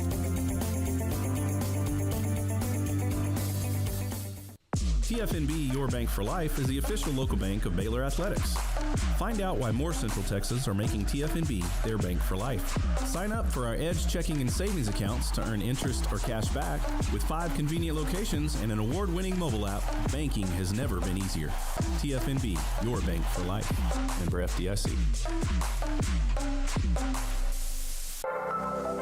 When your business depends on technology to stay on track, you need professional IT services you can trust. Carry On Solutions offers managed IT services, network professional consulting services, and cybersecurity. Carry On Solutions expert team handles M365 and Azure migrations, Active Directory assessments, security assessments and hardening, Exchange migrations, Windows Server upgrades, Veeam backup and recovery solutions, and more. In a world where technology is constantly evolving and security is an ever-ending concern, Carry On Solutions will keep your business running by minimizing risk, downtime, and giving you peace of mind. For more information, email sales@carryonsolutions.com or contact carryonsolutions.com. That's CARRION solutions.com.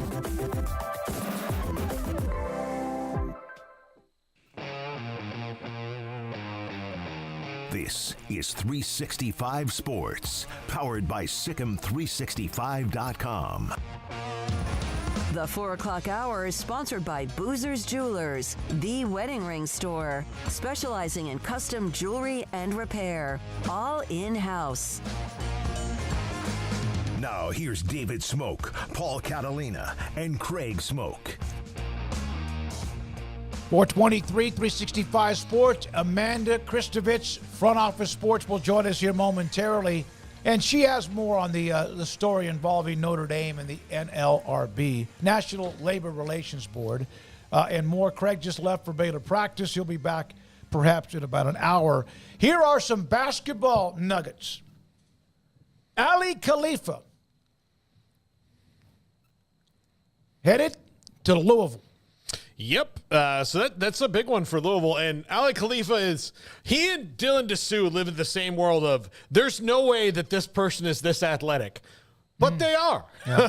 And Ali Khalifa at Louisville's a huge get as they rebuild from the ground up. I think that's the thing, and I'm going to say this every time when we talk about Louisville basketball. They are rebuilding from the jump.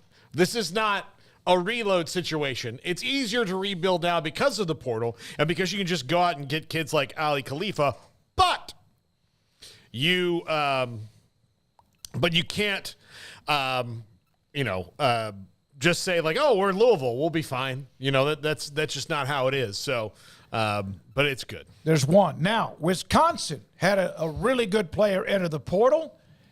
AJ Storr, one of the top players in the portal right now, has chosen Kansas as the rich get richer. Although they needed to kind of tidy up their roster and get some, it's not like they don't have talent, but they pick up a nice player in Wisconsin's Storr. Okay, so now with AJ Storr, here's... Did you do prep? Were you prepped on this? Oh, I knew this before she did today. I know, actually. But are we going to get, like, this is... Yeah, I was prepped on what the roster will be. So you've got DeJuan Harris, KJ Adams, and Hunter Dickinson coming back. They've added Zeke Mayo, a three-point assassin, who's from Lawrence, Kansas. They added a nice rotational piece from Florida and Riley Kugel. Now they've added AJ Storr. They are deep in it with Rylan Griffin, who is a three-point shooter and played really, really well in the NCAA tournament from Alabama, and it looks likely that that's going to happen. And there's a chance that they also retain Johnny Furphy, although now I think that's a little less likely. The more transfers they get in, he might go to the NBA. But if they do retain Johnny Furphy, Kansas is reloading, and that was a 1 year oops-a-daisy on the roster. All right, there's one story, SMU. Pretty good player for SMU. Of course, Andy Enfield from USC, the rotating domino effect of what they did when they moved on, and it affected Kentucky and Arkansas and BYU and much more. Zurich Phelps leaving. He has entered the portal. All-conference guard now up for grabs inside the transfer portal. We'll get to the Jerry Jones note, Garrett, a little bit later in the show. Amanda Kristovich joins us, Front Office Sports, with us on 365 Sports. Amanda, thanks for your time. Paul Catalina and David Smoak, glad to have you with us. So the last, 15, 30 minutes ago, the story about Notre Dame and unfair labor practices. Can you update us a little bit on that? Thanks for your time again. Yeah, thank you so much for having me. Well, yeah, it's been quite an interesting half an hour. So Notre Dame is now the subject of the latest National Labor Relations Board charge, as you just mentioned. And before I explain, I just want to say that Notre Dame, none of the athletes at Notre Dame have filed this charge. It could be filed. The weird thing about the NLRB is these charges can be filed by literally anyone. So this charge was filed by a former Minnesota regent named Michael Shue, who's been filing a lot of these cases. He filed one against Northwestern. He filed one against the entire Ivy League. And I can get into why he picked Notre Dame as his next target, but he literally just filed 30 minutes ago and told me that he's hoping to get the case kicked off, and figured out before the presidential election. Because if you don't know, the NLRB is contingent upon each presidential administration. So the election in November could change everything. Amanda, these cases that keep popping up and keep getting more complicated for the NCAA, what do you see as the most reasonable, shortest path to an end game for both sides here, so that we don't keep getting, like the NCAA, you tweeted this out today very well, is that they said, look, we got all these new transfer rules. Well, you didn't come up with those on your own. Like, you were made to do it. It's going to be the same way with all this other stuff. What is the shortest path to a resolution here? Well, the shortest path to a resolution is also the most ironic one, which is to collectively bargain with the athletes. And it's ironic because it's the thing that the NCAA and its schools are fighting so hard in the courts, at the National Labor Relations Board, in Congress, against. They, because collective bargaining requires employee status, and they just don't want to do that. I can get into the reasons why, but the transfer portal is the number one example of how collective bargaining would fix every single issue. Because if you have a CBA, if you have, a union that negotiates with the league as it's done in the pros, you don't have unrestricted free agency in the pros. The reason? There's a CBA that prevents that, right? The players and the teams and the league have all agreed on rules governing who can be traded, who can be a free agent when, and in many cases, how much they can be paid, right? That's only legal if you have a CBA, an antitrust exemption, etc. So it's funny that the NCAA is so against collective bargaining when that would immediately solve all of these issues around the transfer portal and NIL. Well, we know they're not very smart, because if they would have just come to their senses 10, 15, 20 years ago, we wouldn't be here today, would we? No, definitely not. I mean, just look at NIL. I mean, there was a federal court case centering around UCLA basketball player Ed O'Bannon. Mm-hmm. In 2014, that was decided that hey, you can't profit off of a player's name, image, and likeness unless, that player also has the right to do so. And, he was in a video game. He didn't get that right. That court case came down 7 years before the NCAA finally changed its tune on NIL. That's just an example of how late they are.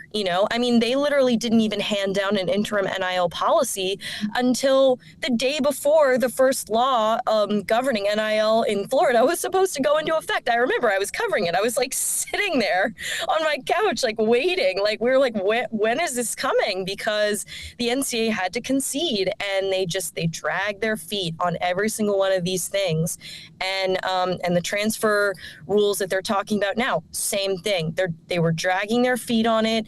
This court decision came out 3-4 months ago, and now they're talking about, oh yeah, we're going to allow kids to transfer more than once and not have to sit out. Well, they've been doing that for the past 4 months. Yeah, it's nuts. And you're right, Paul, the tweet she had earlier.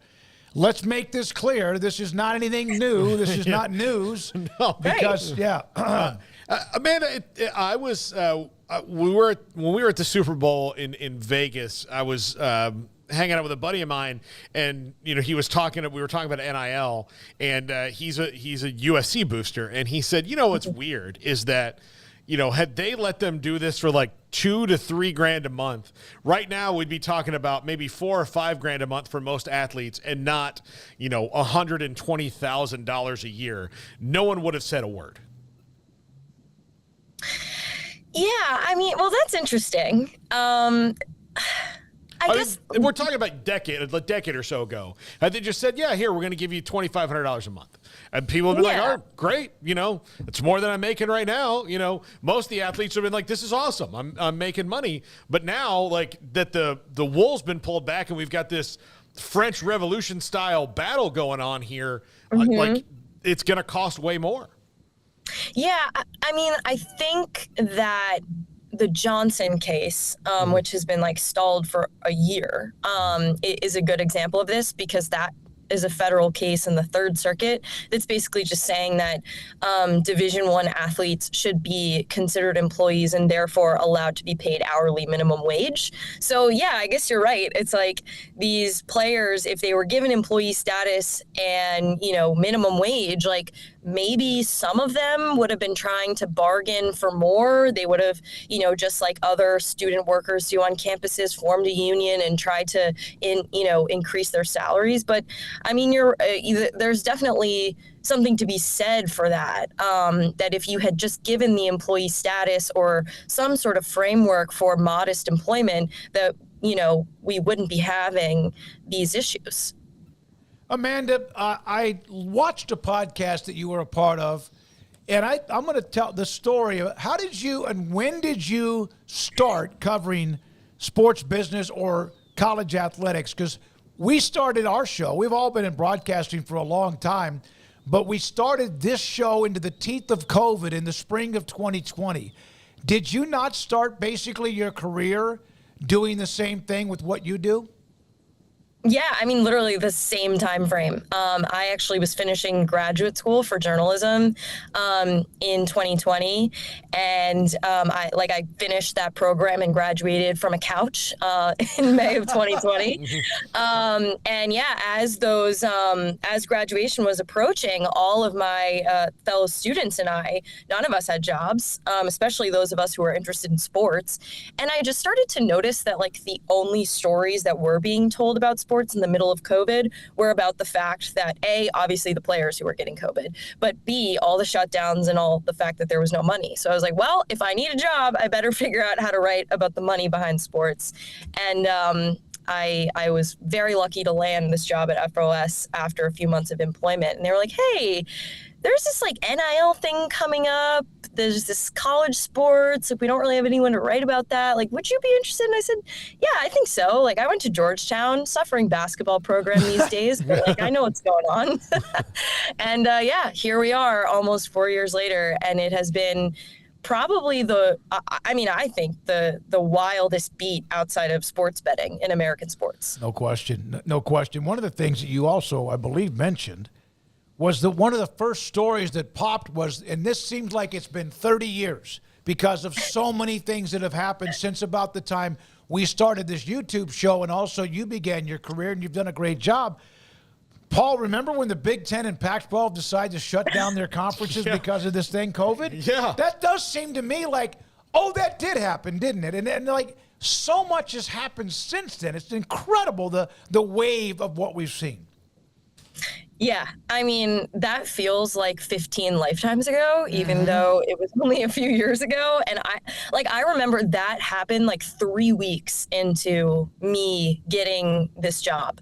So I was like, Googling who the PR people were for the Pac-12 and the Big Ten. And I was like begging them to add me to the Zoom press conferences at the time. I mean, it was wild. It was baptism by fire, to say the least.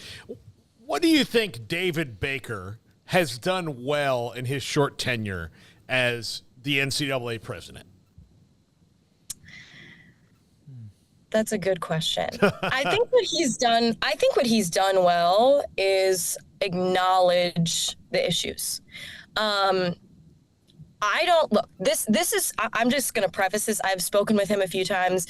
This is not based on private conversations I've had with him. This is just my basic opinion and assessment. But like, I think he walked into that job and was like, amateurism, multi-billion-dollar industry, but the players don't get paid. Like, we're talking about cheeseburgers, but not giving them better health care. Like, what are we doing here? Like, like, what are our priorities are like all wrong, and why are we so opposed to making basic changes that everyone agrees with?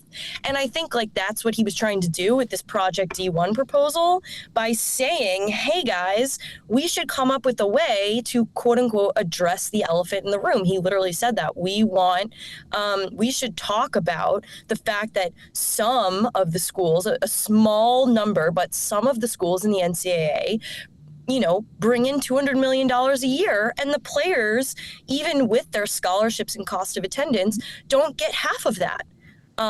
So what are we doing here? Like, we need to give them some more money, right?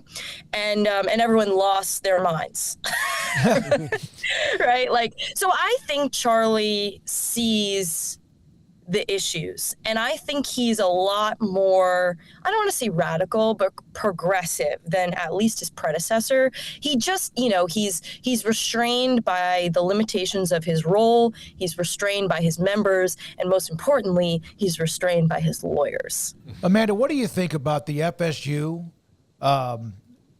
ACC? And that's a smoldering fire. It might be a volcano, and maybe at times there's an eruption or two. In the end, who's going to win there? Oh, that's such a good question, and I'm glad you asked, because I can plug my feature that's coming out this weekend. There we go. I did not know that, but I'm glad. That was a question. You didn't. I was asked about that on the chat room, by the way. And a lot of people love what we have had so far with this segment with you, so I'm glad I asked that question. Yeah, so I'm going to have a feature on the Front Office Sports website and in our newsletter this weekend breaking down the FSU ACC lawsuit and counter lawsuit and the Clemson lawsuit and counter lawsuit. I mean, look, that's like a contractual dispute, right? Like, the idea there is FSU is trying to say that the contract that binds the ACC together is illegal, that it's not enforceable, because if it is enforceable, then when FSU wants to leave the ACC, which, if you haven't been paying attention, they've wanted to do for a while, and go to the SEC, although they haven't gotten an invitation to the SEC as far as anyone knows. They'd have to pay like close to $600 million, right? And Clemson is having the similar issue. I don't know who's going to win in that dispute. There is a hearing on Monday to dismiss the FSU versus ACC case, though the ACC versus FSU case is definitely, at least for now, proceeding in another state. But what I will say is that conference realignment hasn't really had a lot of litigation, right? And I find it very difficult to see how the ACC could like take this all the way to like a business trial. I mean, at a certain point, right? Like, you can't force your partner to stay if they really, really, really don't want to stay. At a certain point, you just gotta sign the divorce papers. So that's what I like in this too. Do you think that we will ever see any kind of real discovery in this case? Because to me, if you're ESPN, the ACC, or even these two schools, as much as Clemson and Florida State may be willing to say, damn the torpedoes, we don't care what comes out, something that might make them look stupid too. Yeah, I mean, look, nobody in college sports wants discovery. No one in sports wants discovery, period. And so I think that that's a big threat. Like I said, there's an opportunity in at least one of the lawsuits for negotiated, some sort of resolution, but it's like, I don't really see what that looks like, because right now the ACC's position is, no, you're staying unless you want to pay $500 million. And FSU's position is like, no, we're leaving and we're not paying $500 million. Kind of incompatible, right? So at this point, they may have to go through discovery. But no, certainly none of them want to go through discovery. And ESPN filed a brief that you are probably alluding to, they hired one of the, fanciest law firms here in New York City to represent them, to say, hey, no matter how this dispute is settled, just don't publish the terms of our contract because it's a trade secret. So they don't want discovery either, because they want everything, to be under seal and under wraps. And, as a private corporation, they have the right to request that. Where do you see college athletics, or is it possible to see where college athletics and the landscape will be in 3 years? I think there is going to be a ruling that requires collective bargaining and or an employment model in the next 1 to 5. There are two determining factors, right? Determining factor 1 is whichever case makes a decision like that first, how long does the appeals process take? Decision factor number 2 is whether or not the NCAA's multi-million-dollar lobbying campaign in Congress can, kind of like throw a Hail Mary and get Congress to pass a law that would supersede all these lawsuits and like basically codify amateurism and put into U.S. law that college athletes are not considered employees. But I mean, that's like the Hail Mary of all Hail Marys unless we have a completely conservative, government come next January. So, but I'm if I were a betting person, I would say like by the end of 5 years from now, we're going to see an employment model. By the way, Amanda Kristovich with us, Front Office Sports, our guest, and a lot of you have loved this segment. Paul? Yeah. House versus NCAA. Do you think that one's going to get settled? Yes. Yeah. Yes. Yeah. Which surprises me because the NCAA never settles these sorts of cases because even though there are settlements, I'm not a lawyer, but like there are ways to like create a settlement that isn't an admission of guilt. The NCAA usually wants to take these all the way to trial and like win so that they don't have to change their amateurism rules. But like the $5 billion damages price tag is like way too high. And ultimately this isn't about employment. It's about whether or not athletes should get a cut of broadcast revenue deeming that NIL. So I think, I think they've sort of conceded that it's worth settling.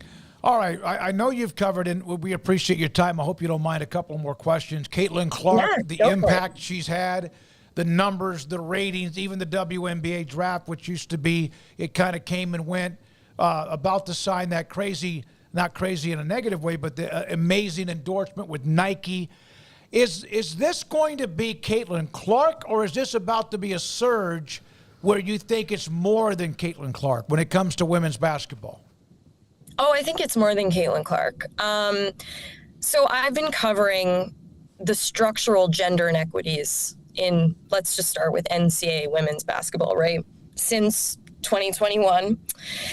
And what I've learned is that the quality of women's basketball, of course, it's improved, but over the years. But there have always been stars. There have always been huge personalities. There have always been, players like Diana Taurasi, who in the bubble in the WNBA in 2021 or 2020, whenever it was, like told a referee, like, I'll see you in the lobby later. I don't know if you guys remember that, but it was like, and the referee looked like, like she became white as a ghost. So basically what I'm saying is there have always been these huge personalities.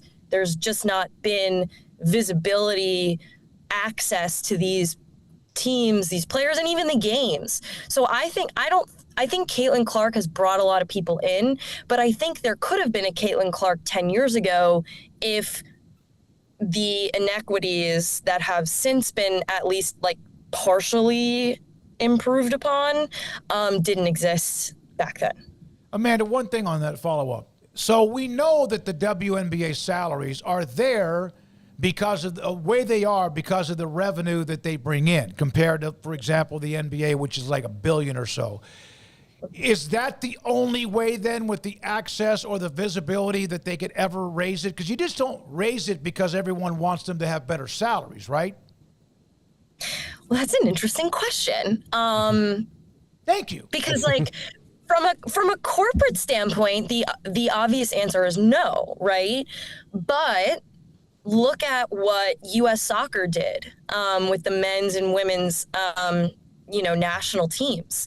Part of the reason the women's national team wasn't getting equal pay for playing in the World Cup was because the World Cup as an entity, right? Not the U.S. Soccer Federation, like the World Cup gives unequal prize money for the men and the women, right? So U.S. Soccer in its equal pay fight ended up agreeing, and the men's team ended up agreeing to sharing their larger prize money with the women so that they all got paid for the equal amount of work. That doesn't mean that more money necessarily. I mean, yes, the Women's World Cup, there's a whole thing about their broadcast rights, and they're like making more money now, and they're going to make more money. But like that was a decision that was sort of negotiated with the men's team, with collective bargaining with U.S. Soccer. And it wasn't necessarily about revenue. So like there is precedent for, sharing the revenue across the genders. It's just a question of, look, obviously the NBA and the WNBA are different businesses from U.S. Soccer, but it's a possibility. I appreciate you, and I'm serious. We have incredible guests from around the country that do a lot of things, but a lot of people really have appreciated your segment. I have, Paul has, and all of us have. Garrett, who runs the show, thanks for your time. I told you, I said this to Jenna Bardal from theathletic.com we had on earlier this week for the first time. Thank you. Block my number because we will be back in touch bothering you for more and more segments. So I'm not kidding. Paul, am I kidding? Oh, no. You're part of it now. So thank you very much. Bother me anytime. Me anytime. You were great. You were fantastic. Amanda Kristovich with Front Office Sports, which is a great website covering sports in many different angles. Appreciate her time. And thanks to a lot of you. I said this in the chat. I said, if you have a question for Amanda, let us know. And I think 3 to 5 of you did, and we asked them, and there were some great questions. You don't have to, when we have a guest, no matter if it's a regular or not, don't have to ask. We don't need to say, hey, you could ask a question. Anytime we have a guest, if you want a question asked, if we have time to get to it or see it, because we're not always in the chat, I try to be, then we will get to that and also ask the question for you. Some great questions today from a lot of you as well. This is 365 Sports. Looking to connect with Baylor alums in your area? Baylor alumni can help. Looking to host a watch party in your city? Baylor alumni can get you started. Want to step out in your community and serve with other alums? Baylor alumni is your connection with the university and each other. Let's get started. Learn how at baylor.edu/alumni. Thank you for calling your local Marco's Pizza. We're turning up the heat with our new Reaper Cheesy Bread. Fresh, house-made dough is topped with a spicy cheese blend infused with jalapeno, habanero, and Carolina Reaper peppers. At only $5.99, this limited-time product is a hot deal. Add it to your order while you can. A Marco's team member will be with you shortly. Marco's Pizza. Pizza lovers get it, and that offer on the Reaper Cheesy Bread is available right now at any of the 5 Marco's Pizza locations in Waco, including Belmead, China Spring, Robinson, Woodway, and Hewitt. Order online at marcos.com. Call for a pickup or delivery. Marco's Pizza is turning up the heat with their all-new Reaper Cheesy Bread with fresh, hot, house-made dough topped with a spicy cheese blend infused with jalapeno, habanero, and Carolina Reaper peppers, and only $5.99 and for a limited time only. Marco's Pizza, the fastest-growing pizza brand in America, 5 locations in Waco, and the new Reaper Cheesy Bread. Marco's Pizza. Pizza lovers get it. With so many companies and policies out there, it gets so confusing shopping for insurance, and I never know if I'm getting the policy that's right for me. Luckily, I met the team at the Niche Group Insurance Agency. With the Niche Group, you can go to one company and get access to coverage options from many insurance carriers, and you get to speak to a real person about your specific coverage needs. With the Niche Group, I know I'm getting the right coverage at the right price. If you need insurance, talk to the experts at the Niche Group at 1-800-258-8302. Did you know that 1 out of every 4 men have symptomatic low levels of testosterone and don't even know it? And if you think you're too young to worry about it, guess again. Low T levels can make you feel tired and grumpy, raise your cholesterol, and cause weight gain. Petty Clinic Low T can set up same-day blood screening and results. So if you're tired of being tired, call or go online at pettycliniclowt.com. It's a private clinic with an atmosphere catering to men. Affordable, only $165 a month, including lab work, office consultation, testosterone injections, and follow-up visits, compared to $300 or more a month in Dallas or Austin, and you don't have to drive 90 miles one way or the other and fight the traffic. Petty Clinic Low T has board-certified physician consultations that will provide the best form of brand strength testosterone. Contact Petty Clinic Low T for increased energy, improvement in sexual desire and performance, mood, concentration, even a decrease in body and belly fat. Just off Highway 84 and Old Hewitt Drive in Woodway, PettyClinicLowT.com.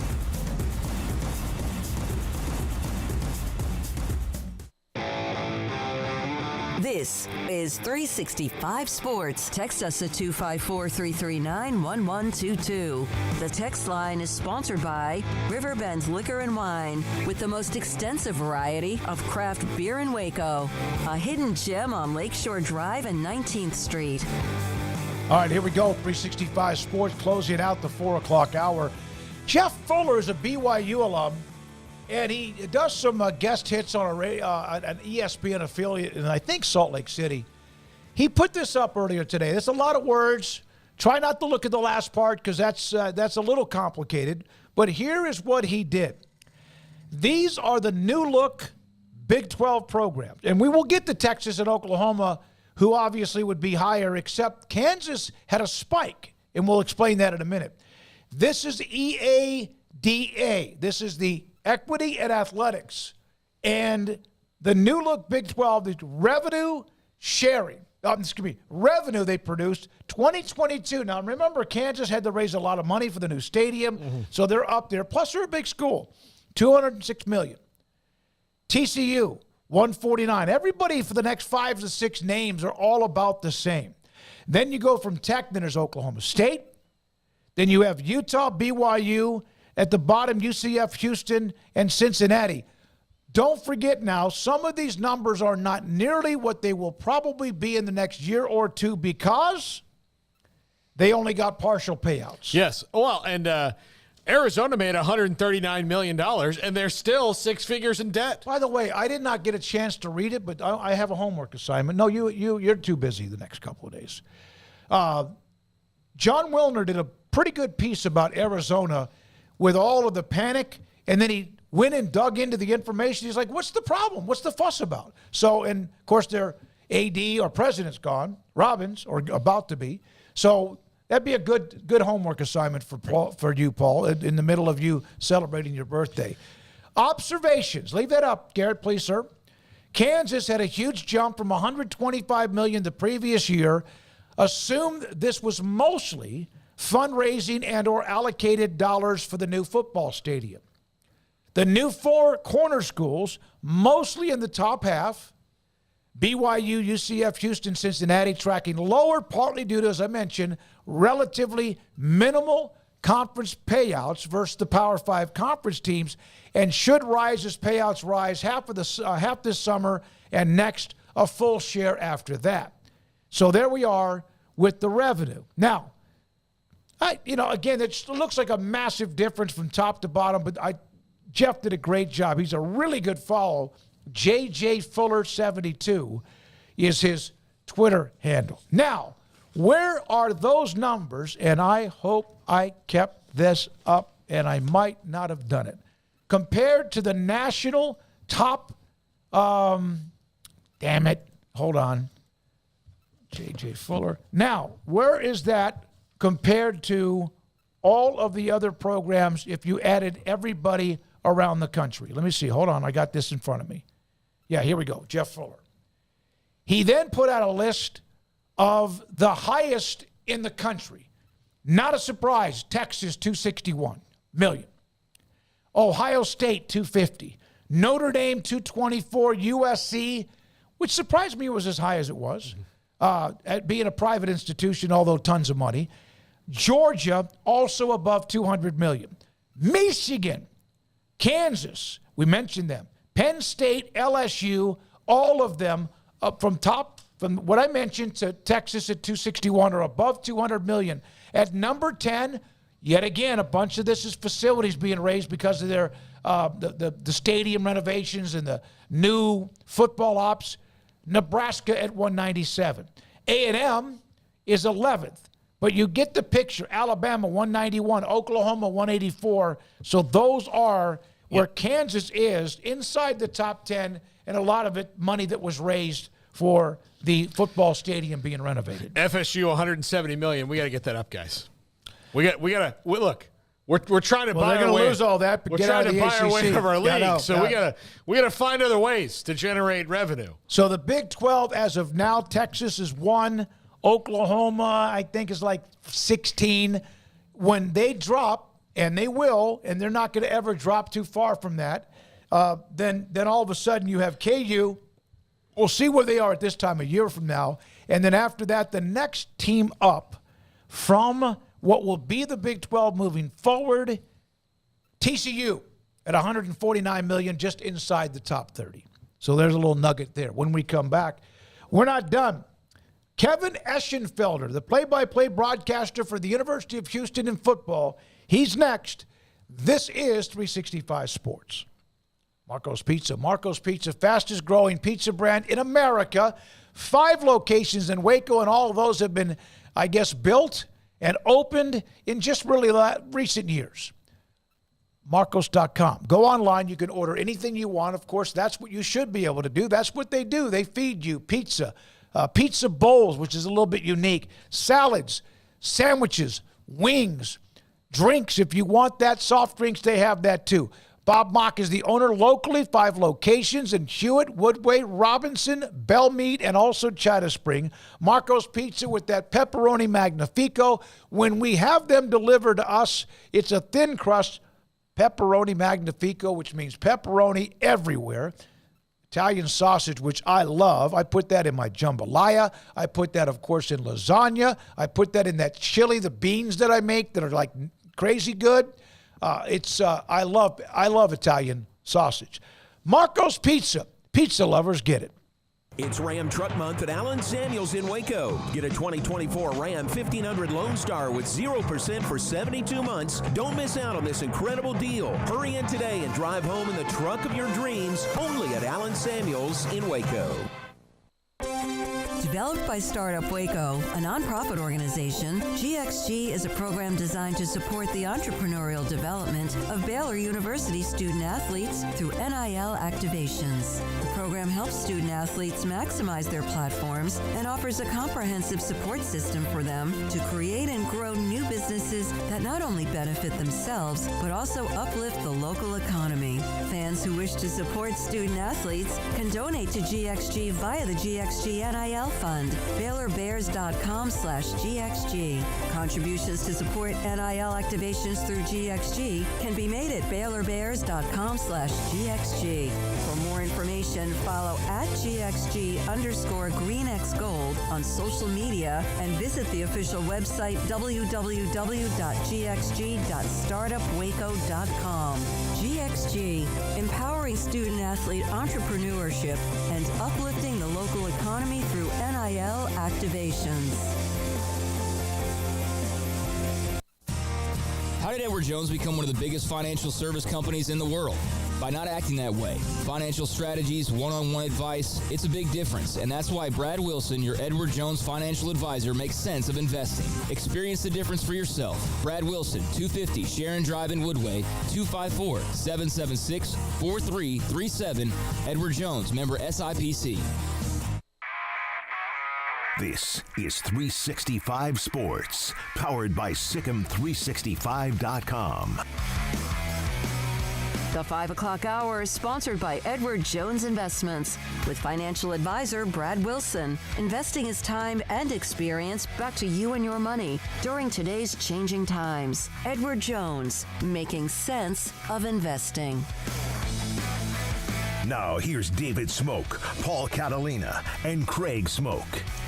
Craig is at Baylor football practice. This is their next to the last practice. As we've told you before, what they do Saturday, which is that what was normally and has been a scrimmage or a spring game, is more of a glorified practice.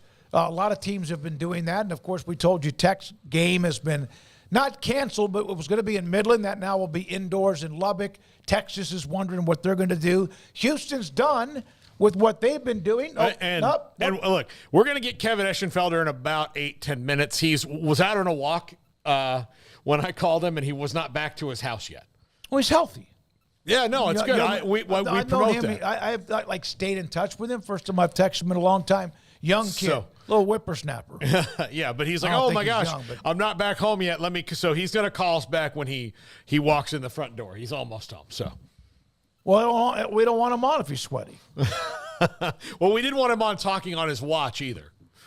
Oh, is that what the Apple Watch? That would have been a first for us. The first time I wore an Apple Watch and it started ringing, I was freaking the hell out. I didn't know how to answer it. I mean, it just has a little. Well, I know it's like a text. You do that, but I mean, it was like really panicked. I was like, how do I answer it? By just answering it, right? Yeah. How far away can you be, Garrett, from your iPhone with an Apple Watch? And it's Paul. About 50 yards. Yeah, about 50 yards. I think it's I've been further away than I thought when it started ringing. This is an embarrassing story, but I'll tell it. One time we were at an event, and Amanda called me as I was in the bathroom. But my phone, we weren't far away where the bathroom was to where my phone was, and my phone started ringing, and it was kind of distracting me. So I put my hand on my watch like this, and then it just turned on. I hear hello, hello, and then I was like, hold on a second. Yep. Hold on a second. And then you were in the middle of. I called her back, and she's like, what was going on there? I'm like, I think you know. I didn't mean to answer to my watch. I'm sorry. Luckily, she didn't say FaceTime me, which I don't think you can do with your watch, can you? No, I don't think so. So we'll have Kevin on. Let's do this then, Garrett, since we have about 8 to 10 minutes, right? Yeah. Do you want to do Jerry? Dane Brugler. Let's do Dane afterwards. Well, I don't like the way you're talking to me. Let's do Dane. There's a lot of information here. Let's do Jerry now. You're going to be able to talk about Jerry for 7 minutes? Here's Jerry. Now, this was a story. Trilly Donovan, who had covered that a lot with college basketball. This was College Basketball Report, and they are, by the way, crediting Trilly Donovan. Jerry Jones, I'm not sure I believe this one, is reportedly offering double whatever the Kentucky commits were making to come to Arkansas per Trilly Donovan. Jerry Jones, an Arkansas booster, reportedly also helped them hire John Calipari. Now, we didn't hear him. It was the Tyson food magnate family, right? Yeah. And there was another name in two. We didn't hear much from Jerry, but Jerry obviously has billions. Yeah. I don't know about double. No. But maybe for the first class for Calipari. Here's my first thought when I saw that. If I'm Sam Pittman, I'm like, hey, man, what sport did you play here? That's exactly right. You right. didn't play basketball. Yeah, I know. I appreciate you supporting him, but look, have you seen my roster? We suck. Yeah. Come on, buddy. Yeah, I know. And so that's Jerry, of course, was a part of the national championship team. We know the story. He and Jimmy were teammates, etc. And I think at times he's gotten involved with Arkansas, but that was something that when I heard – and it started to be reported that the Calipari connection to Arkansas was the family, the Tyson Foods and all the others. I was like, well, what about Jerry? But I just thought Jerry outside of basketball, I wouldn't think that would. But double? Yeah, I don't. That's why yeah. Well, why is he not doing football? Can he not do football because he's an NFL owner? I don't think that really even matters anymore, but. Yeah, I'm not sure. I mean, you can always look. He's drafted players that have not played college football before that played college basketball. We know one of them well, Rico Gathers. Yeah, so absolutely. Hey, remember when we kind of unfairly, I think, when Bear Alexander's name was told he was in the portal and he wasn't? Yep. But he's been to a lot of places, right? Yep. 4 high schools, is that what we said? 5 high schools. 5. Yeah. A.J. Storr. You want to know about him? Yeah, he's been to a couple Kankakee High School, Bishop Gorman in Vegas, Arizona Compass Prep, IMG Academy.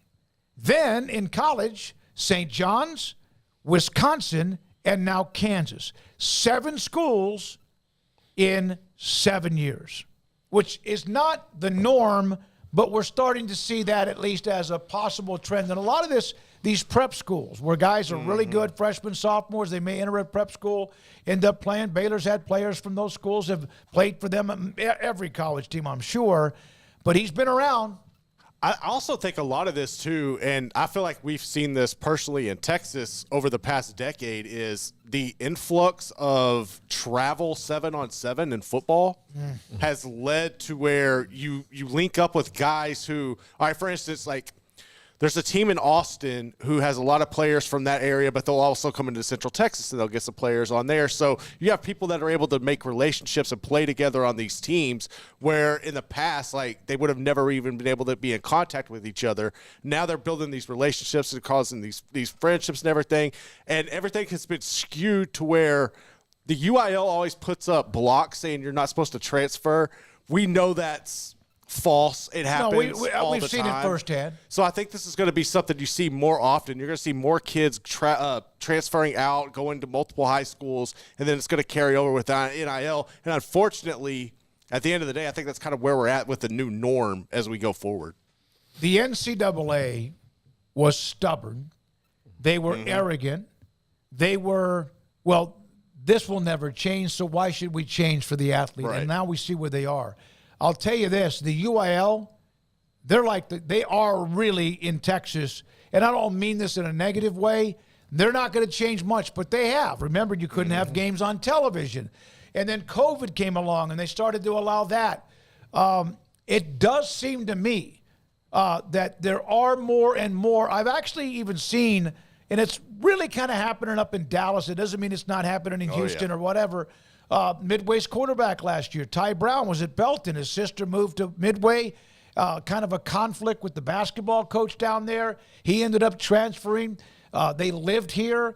But, man, the UIL, I've been a part of many stories, man, when they were teams, players could not play because, man, they were – and the deal was that, okay, Paul, and I know you disagree with this because in Florida it's pretty wide open, but – you had better be able to prove there's like an electricity bill. Yes. At your address. Yes. Coaches are even asked if a player transfers in from another school district, you need to drive by wherever they say they're living or the lights on and see if the electric bill matches the address. Well, with Texas and a lot of these rules, they're going to change as the rules change because they don't want to. They're going to be stubborn. We're stubborn about a lot of things in Texas, but for good reason. I like it that way. The political wheels always turn. Like, I know, but the UIL, that's going to be a tough nut to crack. But they're starting to bend a little bit with that. Yeah. Kevin Essenfelder, he does pregame and postgame for the Astros.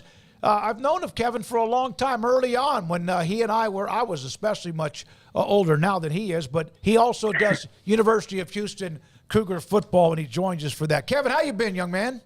I've been very good. How are you? It's good talking to you again. You too. So, your thoughts about Willie Fritz year one? I know they've lost some players to the portal. Where do you see them and what he's accomplished in a short amount of time? It's been really pretty remarkable when you start thinking about he hasn't been here very long, but he certainly hit the ground running, really got out there to local area high schools and started doing what good coaches do, and that's recruiting and getting his relationship with those Houston area coaches, which he already had by being at Sam Houston and being at Tulane. And that was the first thing I saw. And now you just see an energy and just a breath of fresh air in a program that needed it. And I just go to practices on Saturday, and he is so energetic.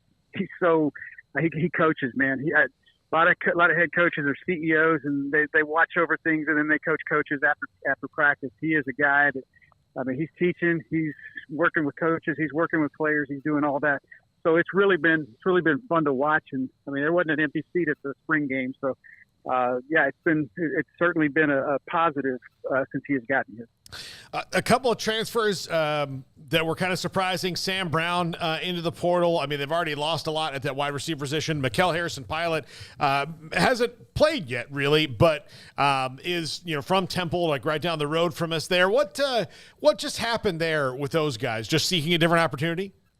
I think it's college football 2024. Mm-hmm. If you don't absolutely love what's happening at this very moment, you change it. And and God bless them. That's their prerogative and their chance to do that. But it's always going to happen. I had heard that I wasn't at all surprised at either one of them, to be quite honest with you. I don't remember Harrison-Pilot really ever playing. Mm-hmm. I look back at the play-by-play sheet. And he was on kickoff coverage and things like that. But he didn't play any receiver that I remember, and I was calling all the games. So maybe I missed something. But Sam Brown's a heck of a receiver. And but, that's anytime you get a new guy coming in and there's a new message, sometimes you don't like that message, or just, you're ready for a change. I mean, that's just the way things work now. I don't think you can take it personally. You just move on and you think of it as addition by subtraction, because heaven knows you don't want anybody here that doesn't want to be here, and it's not all in. Kevin, we've had Chris Pesman. We've had, obviously, Willie Fritz, Dana, up until he was gone on this show as they moved into the Big 12, and now it's year 2 in the Big 12. What have you seen yourself, and how much from your perspective, has that meant to University of Houston? It's been off the charts, especially it's going to get there on the football side, but I think where you really see it is in basketball, because you're talking about, I think that was really something to hang the university's hat on athletically, was going out there. I can't tell you how many people I heard, well, they're going to be playing with the big boys. We'll see what happens now, which made absolutely no sense at all in basketball, because they were going to Elite Eight. You know what I mean? They were beating the Pac-12 champion and the Big Ten champion on the way to Elite Eight. So it made no sense, but people still said it. But then to have the year they had in the Big 12, I just think it didn't surprise. It probably did surprise me that it was that good, taking into consideration that the team that won the conference a year ago lost 6 games. But I mean, it adds just so much more legitimacy to your program. I mean, basketball and football will get there, and football's not there now, and they know it's a work in progress, and it's going to take winning, and it's not going to happen this year. It's not going to, it may take 3 years. Willie Fritz wasn't winning the Cotton Bowl the first year he went to Tulane, but he was ended up winning the Cotton Bowl. So it has added a great deal of legitimacy. It's made recruiting so much easier, knowing that travel is easier. Kids' families can get to games. We got on an airplane, I think, 3 times last year, which, was awesome. And so it's been a wonderful thing. I know it's helped with the interest as far as the city is concerned. It certainly helped with the interest from the alumni. Kevin, what is the word of the quarterback position with Donovan Smith and the guys behind him and developing in that new offense that Willie Fritz brings? Well, as of right now, and this is public knowledge, but Donovan had shoulder surgery, so he has not done any throwing in the spring practices, and he did not play. Obviously, didn't play in the spring game. He's not throwing a football yet. The part that I thought was impressive about that is every practice I went to every Saturday morning practice, I watched how engaged Donovan Smith was. It wasn't a guy with a towel around his neck, in shorts, standing around. Yeah, he was. I'm talking chin strap buckled, and there was no way he was going to play. Get a rep. But right there in the middle of it, I was so impressed with that as a leader. But after that, you've got Deion Chris is a kid that transferred in from the University of Louisiana. I guess it's Lafayette, but Louisiana. Right. And I really like the way he threw the ball. I think they really like him. He wouldn't be here if they didn't. And then a guy named Uwe Ali, who was a left-handed quarterback from a year ago, and he was here. Junior college transfer that played a little bit last year. First pass he ever threw in college in the Big 12 went for a 58-yard touchdown or something like that. So they should be in good shape at the quarterback spot. I think they should be in good shape at the running back spot. So they do lose 2 dynamic receivers. Golden is at Texas. Samuel Brown's on his way out too. And again, it's like you said, this is what it is now, a part of college football. Those are 2 dudes, especially in the return game.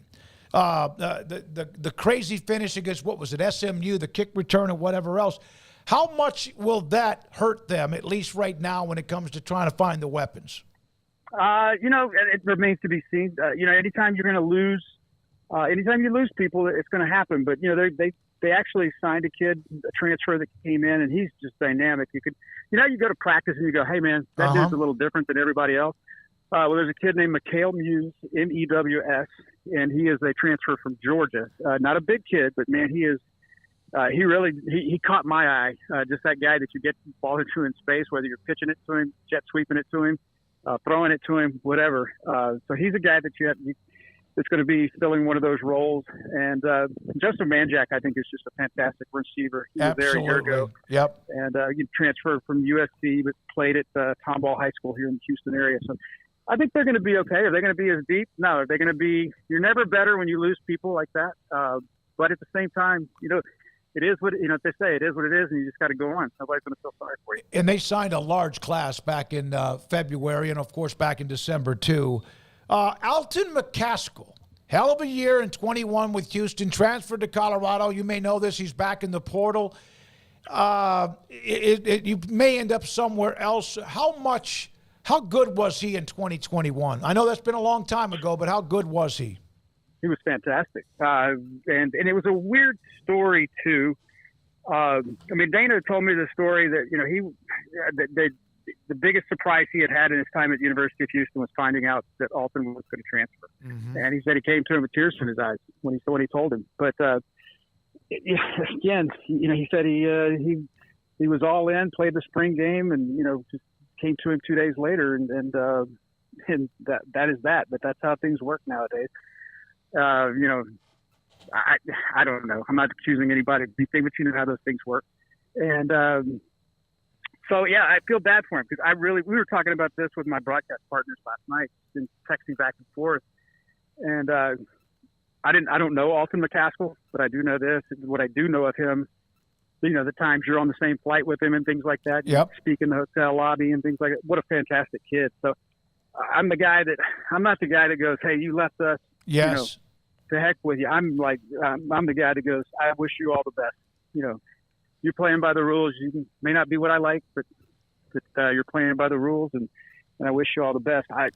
If he came back to Houston, I'm not saying he's going to or anything like that, but I would love it.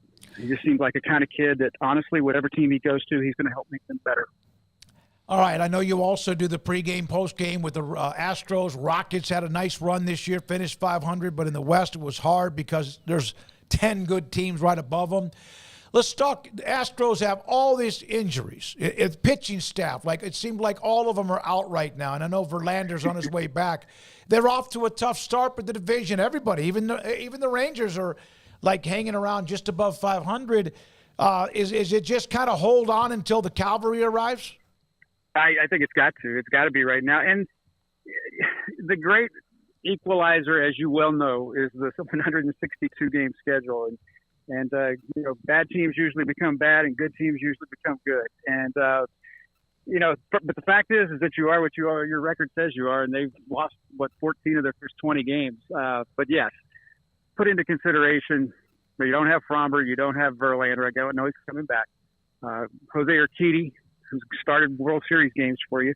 People forget, about Luis Garcia, who was their number 3 starter 2 years ago, but went out with Tommy John, and Lance McCullers Jr. So if you would ask me 2 years ago who would be the starting rotation right now, that would be it. So, and they're all hurt. So, I think you just, that's the funny thing about baseball, man. You find a month when you go, 21 and 7, and all of a sudden you go from being at the bottom of the standings to looking down on everybody from the top. All right, Kevin, hey, thanks for your time. You do a great job. Kevin Eschenfelder, voice of the University of Houston football team, but also covers Astros and the Rockets and more, has been down entrenched in Houston for a long, long time. Appreciate his time, the play-by-play voice of the Houston Cougars football team. You want to come back after this with the Dane Brugler? Let's keep it here. Just keep it here. Let's do this now. I love Dane Brugler's work. He's again, it's hard because you're talking about hundreds of players available, and there are 7 rounds, and then there's some of the additional picks, compensatory picks. So he goes out and puts his head on a chopping block, and is really good about predicting the draft. Now, I don't know Caleb Williams. Is it going to be Jaden Daniels? Is it going to be whoever? But Caleb Williams seems to be number 1.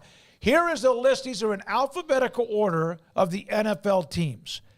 This is what teams in the NFL, and underneath will include anybody that's a part of the Big 12 as of now, so players from Texas and Oklahoma, but also the incoming schools, Utah, Utah, Arizona State, and also Colorado. Dominic Puny, offensive lineman, Kansas. I would love for the Cowboys to draft him because he can play tackle or guard. He's a huge dude. It can allow them to do with Tyler Smith what they want to do with him, and if they can get him at this pick around third, and I think in the third round, that's great. The 71st pick, the Cowboys don't pick until 87th in that round. But if this is who they do get, one of the players I really, really do like in this draft. All right, again, these a lot of these may not be exactly what happens, but it's pretty cool. Arizona losing a hell of an offensive lineman and tackle Jordan Morgan. He has them penciled in first-round pick to Baltimore. Buffalo with 3 names. Cole Bishop, Utah. Javon Baker. Do we know him? Didn't he join our show? Yeah, we do know Javon Baker. Pro Day. And look, that would be UCF. Both great picks for them because they don't have a lot of wide receiver depth right now. I mean, they did get Curtis Samuel, but they traded away Stephon Diggs. Javon Baker, although a rookie, and getting him later would be great. Brandon Beane said today that the Bills don't need a true number 1 wide receiver, and I don't believe that. I think they do. Yeah, I think they do. Javon Baker might be that one day. He's a really good player. Is there a wide receiver on the free agent market that is a number 1 receiver? I would doubt it. I would think they'd be plucked up. They'd have to trade like they did because they just traded. Well, why would you then? Yeah, I mean, going back, by the way, Jordan Morgan to Baltimore is a great pick for them. They need offensive line help. Nelson Caesar III, edge rusher from Houston, also a part of that clump he has with the current and the future Big 12 teams coming up, not this weekend, but next. Carolina with 3, including a guy we all like, T.J. Tampa, physical cornerback, Iowa State. Jonathan Brooks, despite the knee injury, still among the highest-rated running backs and might be in some boards as the number 1 running back in the draft. And Ben Sinnott, this guy just makes plays. He just, he's kind of a combo, he kind of an H-back tight end. Kansas State, all 4, second, third, and fourth round. That's what they have Carolina looking at there. How about Cincinnati with 4 players? A projection now, remember. Byron Murphy, midway through the first round, headed to the Bengals if that works out. Oh, great player, active player. Yeah, he might be the best defensive tackle in the draft. It's him, Johnny Newton at Illinois. A couple other guys. I think he's the best defensive tackle. Although I'm partial to Braden Fisk. Yeah, but Byron Murphy's just a monster. I mean, where's Verse? And he's Verse is a defensive end. Oh, okay. So I would say, I think Verse is rated too low as a defensive end. I think some people are looking at his stats and going, oh well. He was double teamed twice as much this last year. And if you watched Florida State's last 2 games against Florida and Louisville, how come you're not going to bring up Georgia? He didn't play in that game. I know. So it's not relevant that to Jared Verse's. That wasn't very nice of me. Well, on your birthday, before your birthday, I brought that up. Yeah, it's not relative to Jared Verse's cause, but they beat Florida and closed Florida out because of Jared Verse and Braden Fisk. And I think Braden Fisk shot up because of that, and Jared Verse maybe stayed where he was. But yeah, I think both those guys are going to be really good NFL players. There's Cooper Beebe, hell of a player, guard, offensive lineman from K-State. How about if you're Cincinnati and you end up with, if you do, or any team was to end up with Murphy and then a little bit of a knucklehead with T'Vondre Sweat with what happened last week? Yeah, I think. That would be great. Again, I think he's fallen from the late second round to probably the 4th, just because it's also, here's the thing that's weird about T'Vondre Sweat and the guys who have situations like this. It doesn't make him less of a player, and it doesn't mean that if this has happened 3 months before, it wouldn't still be a big deal. The fact that it happened so close to the draft is the thing that's going to annoy a lot of personnel people. Because you're like, look, you've got a couple weeks before you're drafted. Keep it together, man. This is important. There go the cautionary tale of Lyle Collins, who fortunately has made a lot of money in his life because of Jerry Jones. But and he was a really good player for the Cowboys for a long time. But Lyle Collins, the night before the draft, was was not even suspected, but was interviewed. He knew the person. Because he knew a person who was murdered. And they're like, well, I mean, we can't draft him now. And I'm sure that every team in the league passed on him. And then the Cowboys, as soon as they found out, he just knew the person? All right, that's fine. Look, Laramie Tunsil lost about 15 draft positions because he was smoking weed in a gas mask, something the NFL doesn't give a crap about anymore. Man, we were at the draft. Was that in Chicago? Mm-hmm. What year was that?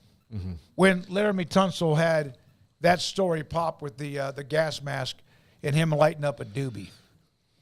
They still call it that? The other day I said doobie. It wasn't really a doobie. That was a bong. He hooked a bong to a gas mask, which to me shows a lot of ingenuity. I want my guys finding different ways and fun and creative ways to accomplish goals. And getting stoned through a bong and a gas mask, to me. What if someone does that and they pass out and then they die of asphyxiation? That ain't going to happen. You don't think so? Garrett, have you done that before? Not died because you wouldn't be here. Something similar. I'll put All it right, like that. so I brought up some terms for marijuana. And I got to tell you, the amount of times I even had a little one-hitter in my hand was once. Mm-hmm. Doobie, still cool? Yeah. It's passed. Yeah. What were the other words for back in the day? I've used one-hitter before. I know you guys both have done that in front of me. What was the other one? There was another one about marijuana back when it was the little tiny, a joint? Joint. That's still that old school? Yeah, I think joint is always going to be around. Mary Jane? They're still there. Yeah. I mean, as long as, Mary Jane. I mean, that's Tom Petty, but yeah. Just weed? Yeah, I mean, weeds, that's what it is. That's what it's going to be. All right. But doobie, that's still one I deal with when I say that, and it's 35 or 40 years old. I think it's timeless. It'll stand forever. Yeah, most of the people are trying to act that's what they called it back in the day. All right, let's go back to the draft because you guys got me distracted. Look, there's a duck. Yeah. All right, so we did Cincinnati. We Enrique, the punter from BYU. Mm-hmm. Cowboys, Tyler Guyton. They needed offensive lineman, right? Tyron Smith is now, where is he? The Jets? Buffalo? He's at the Jets. Jets. Oklahoma's Tyler Guyton, 24th pick in the first round. Yeah. That's what their biggest need is here's the thing, though. Mickey Spagnola, who we should have had on today, but you guys can call him tomorrow. Shoot. Damn. He's kind of bunkered. I'm going to ask him. Yeah, but look, Tyler Smith is as good of a tackle as he is of a guard. Now, you do want the ability to flex him, and I trust Dane Brugler's assessment here. There's nobody draft expert-wise that's tied into the Cowboys as much as Dane is. Right. He does a lot of stuff directly with them. He does a lot of his podcasts with Broadus, et cetera, inside the stall. So he knows where they're looking and has. So if Tyler Guyton's the guy that they like, especially if it's available, I'm totally fine with that. That's a good one. Xavier Weaver from Colorado, I don't know that much about other than what I saw from him. They need wide receiver help. I just hope it comes earlier than 6th, but they only have a few picks in this draft, and most of them are compensatory picks. And between the top 100, they only have 3. And then it's from 87 to 176 before they pick again. Wow. So they're going to have to make some moves. Jerry can't wait that long. He could take a nap. No, they're going to have to. Tyler Guyton at 24, I don't think the Cowboys are taking at 24. I think if somebody's there that's willing to trade down with them, I think they're going to be in the 28, 29 range. Okay. Maybe 27 with Arizona. And then pick up a third-round pick or something like that? Yeah. All right, Lions, Zach Frazier, hellacious. I mean, this guy was a meat cleaver.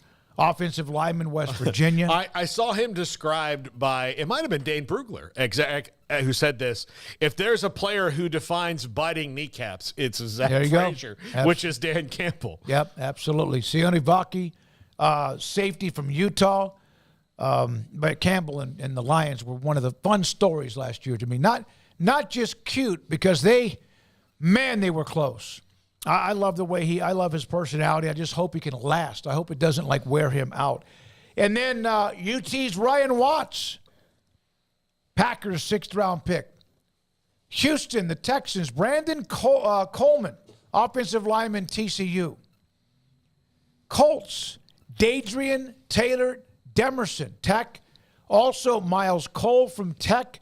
And then Tylen Grable, offensive tackle from UCF, the Colts, with Brugler having 3 of those names in his projections. There we go. Kansas City. They picked up Marquise Brown, right? Down Hollywood Brown. Also, how about Mitchell? A.D. Mitchell, wide receiver, Texas. Can you imagine Patrick Mahomes having fun with him as they add more, if they do, with that pick at number 32? There were thoughts about Worthy or whatever. Worthy's a deep threat. They've got Brown. Mitchell is, to me, going to be one of those that can have 6 to 8, 9 catches in a game for 98 to 125 yards. Rams with linebacker Jalen Ford. Texas having as many players in this draft as they've had, like seen in the last decade. Man, when they're available, they're available. That says a lot about what we also saw from them. I absolutely love Jatavian Sanders. Tight end, Texas with Miami. That would be a great fit for him. That'd be a great fit for him if that happens. Tua would have and I still to this day wonder, in that last drive when Washington threw up all over themselves, why they wouldn't have gone and found a way with Sanders down near the goal line at that particular time. Hello, Craig. Welcome back. Hello. Good to be back. Last time you missed a show because of practice? At least for a year? Yeah. Or until the fall? Until the fall. But, yeah, that's the end of spring drills until Saturday. So we'll see, how that goes. It's going to be a practice, not a spring game. But, yeah, that's all over and done with now except for Saturday. So here we are. And, I won't have any more excused absences. I hear the sadness in your voice. Did you make eye contact with GP?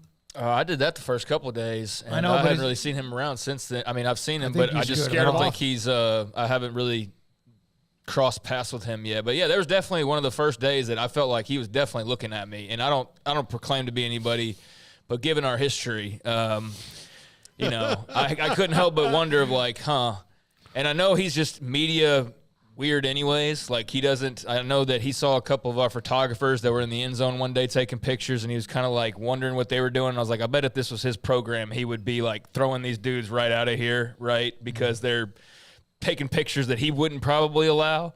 But yeah, I definitely felt like some eye contact a couple of the first days, maybe because I posted a picture of him, and then, now he's on the lookout for like who's taking pics of him. But, I think things are going well in that regard. We'll see. It's impossible to really know, like, what to expect with this team next year. I mean, last year just broke brains. I have no clue. Last year broke brains because you were curious about what you expected, but you're positive that it was at least going to, be something that was some positive momentum and just kind of, I don't know. I don't know how to explain it if you're not, like, here talking about them as much as we do.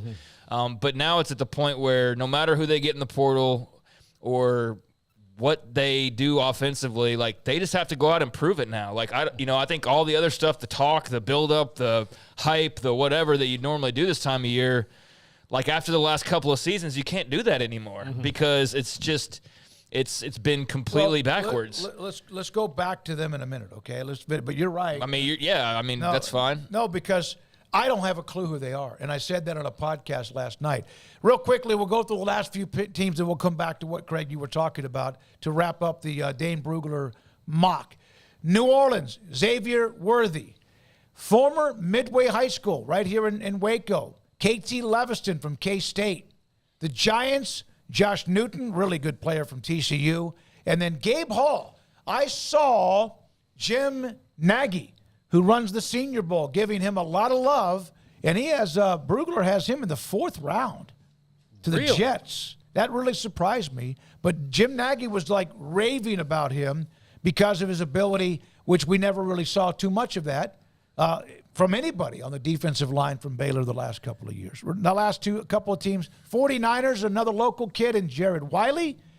Christian Jones, the lineman from Texas, and Khalid Duke, the edge rusher from Kansas State. Well, Dane knows more than all of us combined about the draft and ranking him 4th round. I mean, that's what scouts are telling him and what he sees. But, man, and look, good for Gabe. I mean, he's a good, he's got talent. But We just didn't see anything from anybody. When I mentioned him in the fourth round, you guys are like looking around well, that's a little higher than we thought. But, you never know. Like, look, Xavier Howard's had a really good NFL career. And when he got picked in the second round, we were all like, well, really? Yeah. And then for a while, he was the highest paid cornerback in the NFL. Now, had a hell of a career. Not with the Dolphins anymore, but he's had a really good career. So, again, sometimes it's not just about exactly what we've seen. Well, it's also the fact that nobody cared about the defense of Baylor when Xavier Howard was playing here. I mean, I think it got overshadowed by the offense and how explosive that was. People were more paying attention to the Corey Colemans of the world than they were the Xavier Howard. So, yeah, he slipped through the crack on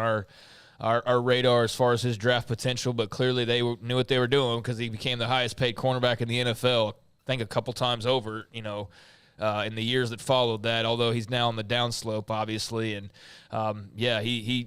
he was one that we got wrong. But, yeah, I mean, that's good on Gabe Hall. I hadn't heard really much of anything about him. If he can go in the middle of the draft, I think that'd be fantastic.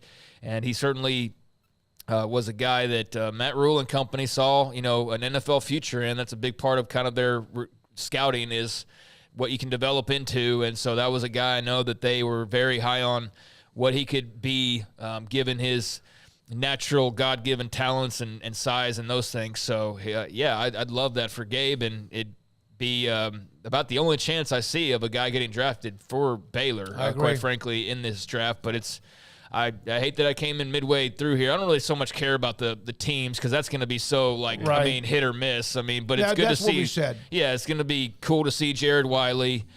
Given that we followed him in high school, Katori Levinston, a.k.a. KT, to the fans out, K-State fans out there. But Katori, watching him at Midway, thrilled to see that he'll be going. So, there's a cool few local ties, and then obviously the regional ties with the Big 12 it's always fun to look at. But it's weird to see a Utah name there and then realize, then again, you got a Utah name, but then you got a Texas name. So, well, what this list was is I took his entire draft, and I said, let's include those who are still a part of it. And give an idea to those who are coming in with the 4 schools that are added next year. Yeah, I mentioned that yesterday of kind of what's the trade-off going to be when you lose in Oklahoma and Texas in the draft. And, I mean, not everything has to be like the SEC where everything's a freaking trophy for every category. You know what I mean? Like sometimes you can just watch the draft and not care about where you ranked as a conference and overall draft picks, but that's become such a tribal thing. I think because so much was put on the SEC and then the bragging rights and then the constant noise about it that everybody's kind of like, territorial in a way. And then you add in the realignment part of it. Like TV ratings? Yeah, like exactly. Which did I not predict what that was going to turn into? Did I not say from day one what that would turn into? Yep. But yeah, I think Utah is obviously going to help take some of that loss of the talents that you had from Oklahoma and Texas each year. I think Arizona, obviously, next year should be one of the most talked about between Fafita and McMillan potentially. And then next year with Colorado with Shador. There's others on that team as well. Travis Hunter, of course. So, I think that in the next couple of years it might be a pretty even trade-off, although Texas is starting to put guys in there at a large rate. To make up for a decade if not. That was not there for most years recently, like you said. So, that's going to be fun to kind of just track and see how that goes. 4 other teams with a Big 12 name. Again, the name of the team. This is a projection. I mentioned Jonah Ellis from Utah with Seattle. Austin Booker, edge rusher from KU. Also Tennessee, Jacob Cowing, wide receiver, Arizona. And then Patrick Paul, a hell of a player from Houston, Washington. The Commanders expected, at least from Dane Brugler's perspective, to get him in round 2. I put Austin Booker on the Bears today, didn't I? Believe so. Yeah, I did. I'm doing some mock drafts on the triple option. I think I put Austin Booker on the Bears. Okay. So. All right. Well, a good player from KU, one of the players that helped him last year have that year that was really solid. And then, of course, now the expectations even higher. Yeah, what Jalen Daniels' draft stock look like next year, depending on how he plays. I mean, there's the Arizona guys I mentioned, the Colorado guys I mentioned, Utah, Cam Rising, players like that. So you should naturally have more when you have more teams than you've ever had before, but I do think it's kind of the timing is going to hit right, although, as we mentioned, Texas and Oklahoma are always going to have a boatload of names. By the way, because Kim Coulter mentioned this just now in the chat room. He just finished a segment we had with Amanda Kristovich from the Front Office Sports. Craig, you ought to listen to it. Y'all feel enlightened? No. Can y'all explain things now? Well, I mean, again, the legal thing is like me. I'm a mushhead, but she really was able to like lay things out in a lot of the complicated stuff. She was fantastic, and we will have her back. I told her to block my number. All right, now back to Baylor. I want to go back. I was on a podcast with Pete Mundo last night, and I told him, he goes, I don't know what to expect with them. And I know that we're wrapping up the last part of the show. I honestly, right now, cannot say what they're going to do. I do know this. They better win something. They better win games and get to a bowl game, because you're not building all this stuff over there and put all the money into the Fudge Family Football Operations Center and redoing the indoor and all of this. You're not doing that just to be nice. No, I mean, you're doing that out of necessity in some ways because it's long overdue. I mean, they've kind of had archaic facilities in that way when everybody else has a field house or, this big multi-purpose building like the Tex monstrosity, and I mean that in a positive way, that they're building. And you've seen, other programs over the years, how extravagant it gets, and they've kind of kept up with things here and there. But, I mean, as far as having their own football home, I don't know how many other teams have been in a situation like theirs where they're basically sharing stuff with like volleyball, and that's something that needed to change if you want to be a big time program. And so they're in the midst of that. Still got to finish out some things, but that's going to be great, and that'll be a nice change. And that results part of it is something that I'm with you. I don't know that we can peg right now. There's a lot of questions, and even if those questions get answered, even if I know DeQuan Finn's the starting quarterback as expected, if that becomes official, or even if we, see the finalized roster, I still don't know what that means as far as them going and winning games, because there's just not, like I said, after the last couple of years, you just feel like fool me once, fool me twice, fool me three times, and Dave Aranda's out of here. I think it's as simple as that, guys. He's got to win this year, and beyond that, I'm just going to take it all in and not try to be too matter-of-fact about my expectations. I do expect that they will be better. I do think that they should make a bowl game. I also understand how just low-level that sounds, that we're even talking about like, well, they should make a bowl game. That's a sign number one of how far it kind of feels like it's fallen in the last couple of years. And so they desperately need to reclaim some glory and some territory, especially as the room starts to get more crowded, or the boat starts to get more crowded, and you're heading into deeper waters now with the whole uncertainty around college football. The answer to everything, in my opinion, I always maintain, is to win games. And you want to change the opinion around Dave Aranda? Win games. You want more money being donated for NIL? Win games. You want to get an opportunity to sniff a Super League? Win games. Like, that's all you can do, and they're not winning games, and they haven't, and they need to. And so I think they've done about all you can reasonably expect them to do in terms of being realistic about the transfer portal and the options in front of them. And so now it's just going to come down to those players and coaches just deciding that they're going to, work until they are as good of a football team as they can possibly be. And if that still doesn't turn into the number of wins it needs to turn into to have Mack Rhodes feel good about the direction of things, then we'll see some change. But yeah, I don't even begin to understand or know, like, oh, they're going to go 8-4 next year. I can't confidently say that. I can barely confidently say that they should make a bowl game, but that should be the minimum expectation.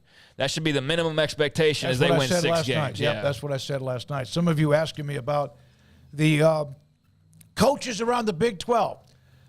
Joey, Sonny Dykes, Kleiman, those are all pretty much locked in. We also are waiting on confirmation with Satterfield, Brennan, Dillingham, probably more May, Matt Campbell, probably more May, Whittingham, Malzahn, all of them. We've had Aranda, we've had Fritz, and of course there's others that we'll get to also on this show. When we come back, Paul Catalina at his top 5. Dunn's Humidor and Coffee Beans. The Town West Shopping Center in between Richland Drive and also Valley Mills in Waco. 48-foot walk-in humidor. Man, they have my favorite cigar, my favorite brand is Rocky Patel. Macanudo's good. Aston's great. Padron, Cohiba, My Father, Romeo and Julieta. Arturo Fuente, CAO, as someone brought up earlier in the week, all of it, plus dozens of other brands of great cigars, whether Churchill length or shorter, and whatever of the smoke, whether you want Maduro or even something a little bit less, a little bit more smooth. For me, because I get heartburn. I get one of those like a Cohiba and a Padron. I'm going to get heartburn. But they also have CBD products, Vita Dreams, which is a gummy that you can take if you want, and you kind of learn as you go. A gummy that you could take an hour or 30 minutes before you're ready to go to bed to help you calm down a little bit. And really, more than anything else, just maybe not have so much reasons to toss and turn. Whether it's your health, whether it's financial, whether it's a lot on your table when it comes to work, all of that can lead to you tossing and turning. This will help relax you a little bit better, fall asleep, wake up, you'll feel so much more rested. It's Vita Dreams, Don's Humidor with Carol, Ashley, and Cheyenne in between Richland Drive and Valley Mills in the Town West Shopping Center in Waco. Cars priced right both day and night. Average your car in Texas. Trucks built for you, red, white, and blue. Average your car in Texas. Cars that zoom with lots of room. Average your car in Texas. Count on us, a dealer to trust. Average your car in Waco, Texas. At Ideal MRI, we feel blessed to be part of the Waco community. We're a small family business here in Central Texas. At times like this, the cost of healthcare has never been more important. And unfortunately, significant illnesses and injuries still occur. And that's why Ideal MRI is open and here to serve you through this difficult time. So if you need an MRI, ask your doctor about Ideal MRI. You can schedule online in minutes at idealmri.com or call 833-IDEAL-MRI.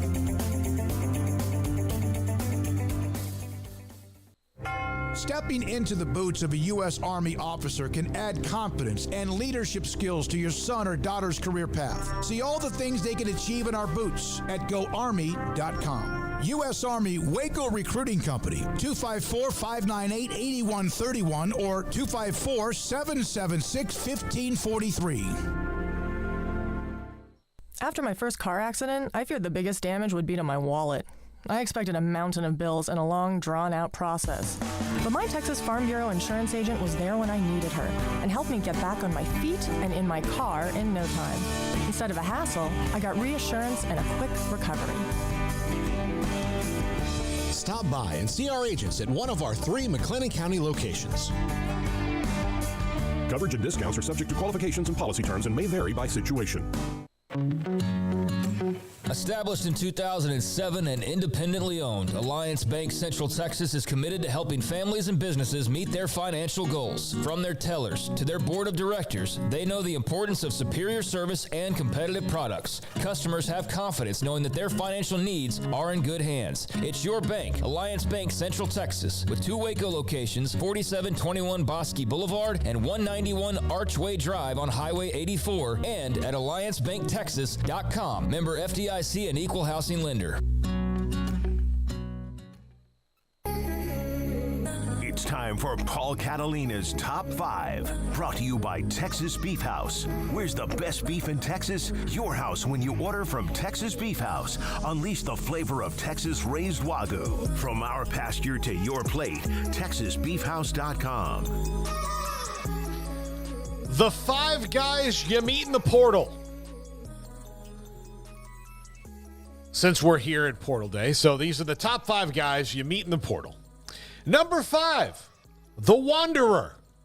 You see Alan Bowman and JT Daniels here. They're always trying to find that spot where it can finally be, my gosh, look at my hair. That's ridiculous. Okay, there we go. Sorry. But they're always trying to find that perfect spot. And for Alan Bowman, looks like it worked out well and that he's finally got somewhere where he's the unquestioned starter and he's flourishing. But then there's other guys who just never fit in anywhere. The Gunnar Keels of the world, the JT Daniels. They are the Wanderers, which is a great song from the 50s or 60s, I believe. Yeah. Deion. Yeah. Deion sang that song? Yeah. Yeah, okay, excellent.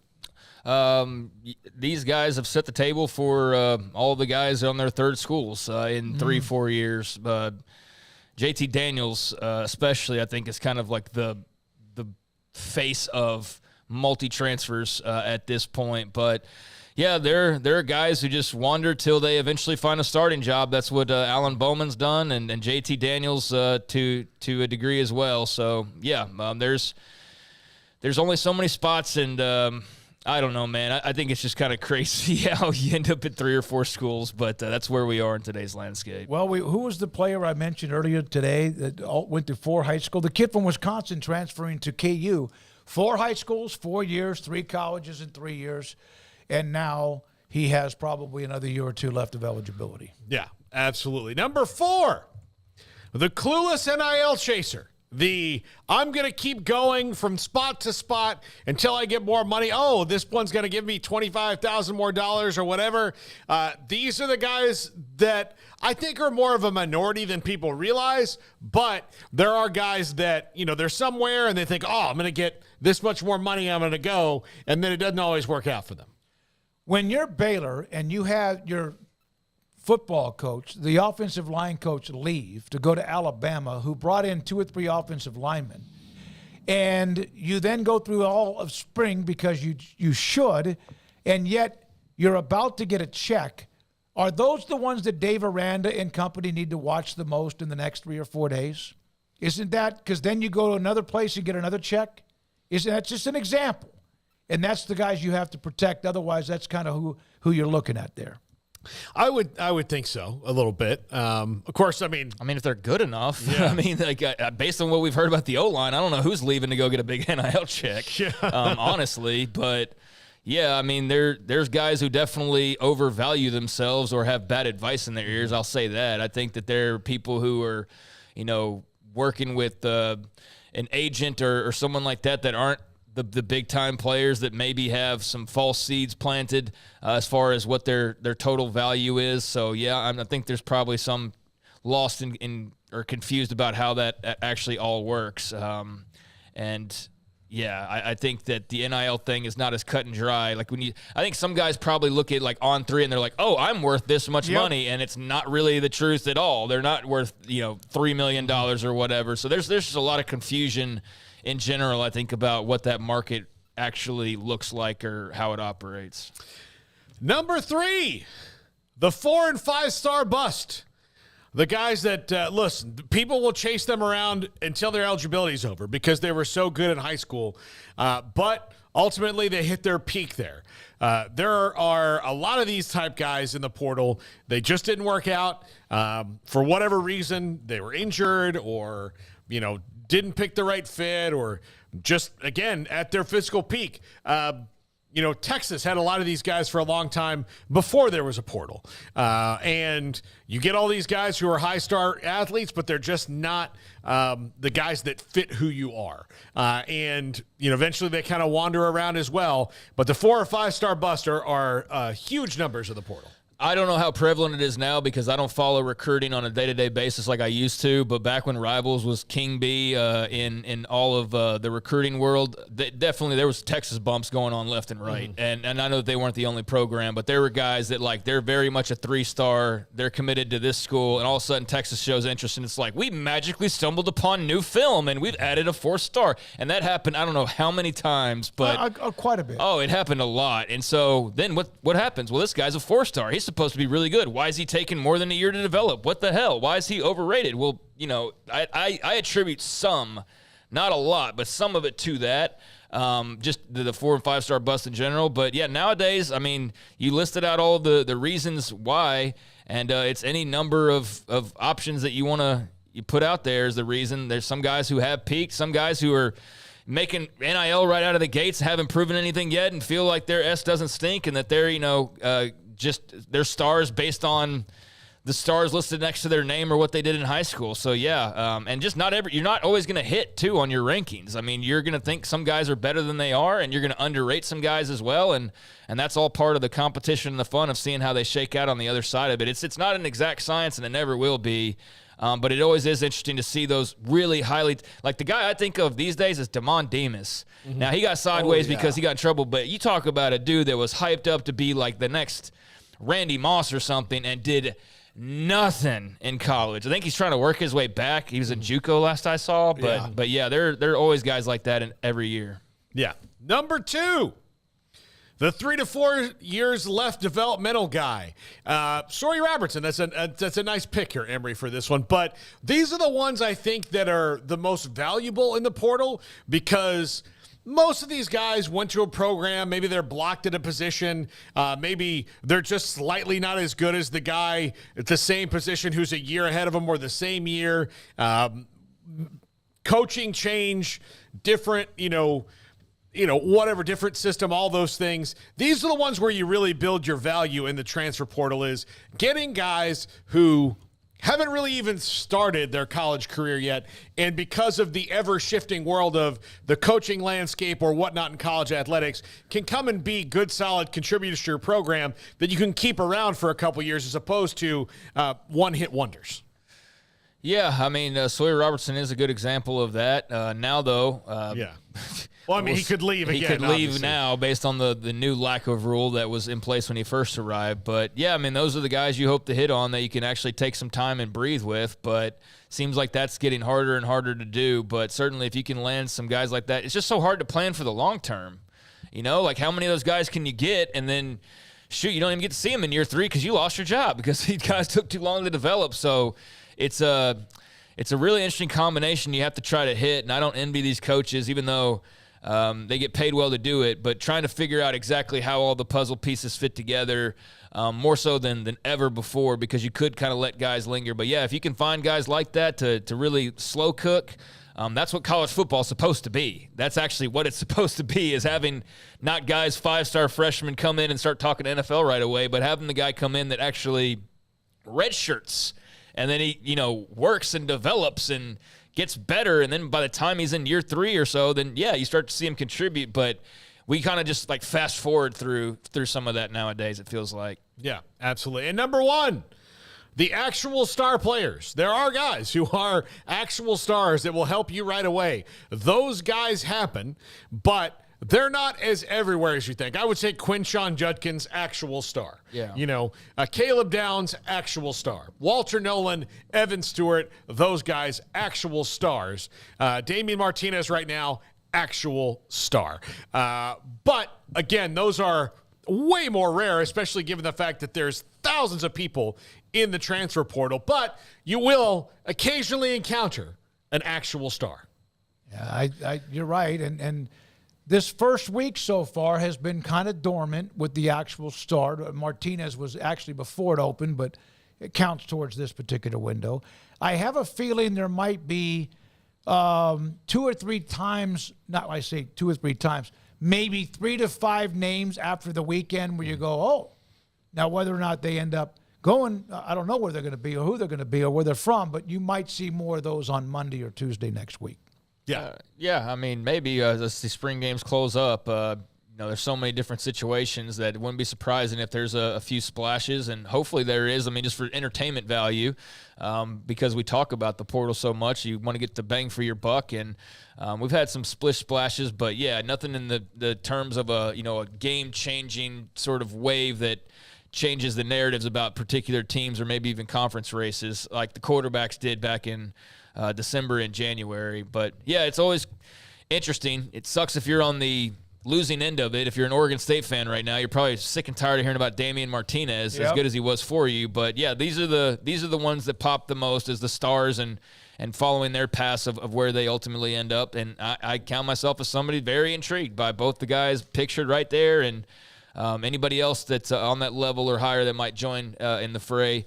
So, yeah, there are stars to be found, but, man, the race for them is tougher and more expensive than it ever has been previously in college football history. All right, Paul, thank you very much. Brought to you by TexasBeefHouse.com. Don't forget, April 25th, the online and in-house auction right outside of Tyler. Go to TexasBeefHouse.com for more information on that. Tonight, 365 Sports Tonight at 10:30. Emery's dialing that up. Also, thanks to those of you who have joined us today, whether you're watching and or listening in the chat room, text line, and elsewhere. A lot of great feedback on Amanda Kristovich. In fact, one on the forums. I just saw another one. from SJ8999. Terrific. Hope you have her on again. We will. I've told her that. Garrett, thank you very much. Jack McKenzie. I mentioned Emery. For Craig Smoak, Paul, happy birthday tomorrow. Thank you. Happy birthday, Paul. We'll be back. Paul is out. Craig and I back tomorrow, 3 to 6. This is 360. Yep. No. Go ahead. 365 Sports. Good night.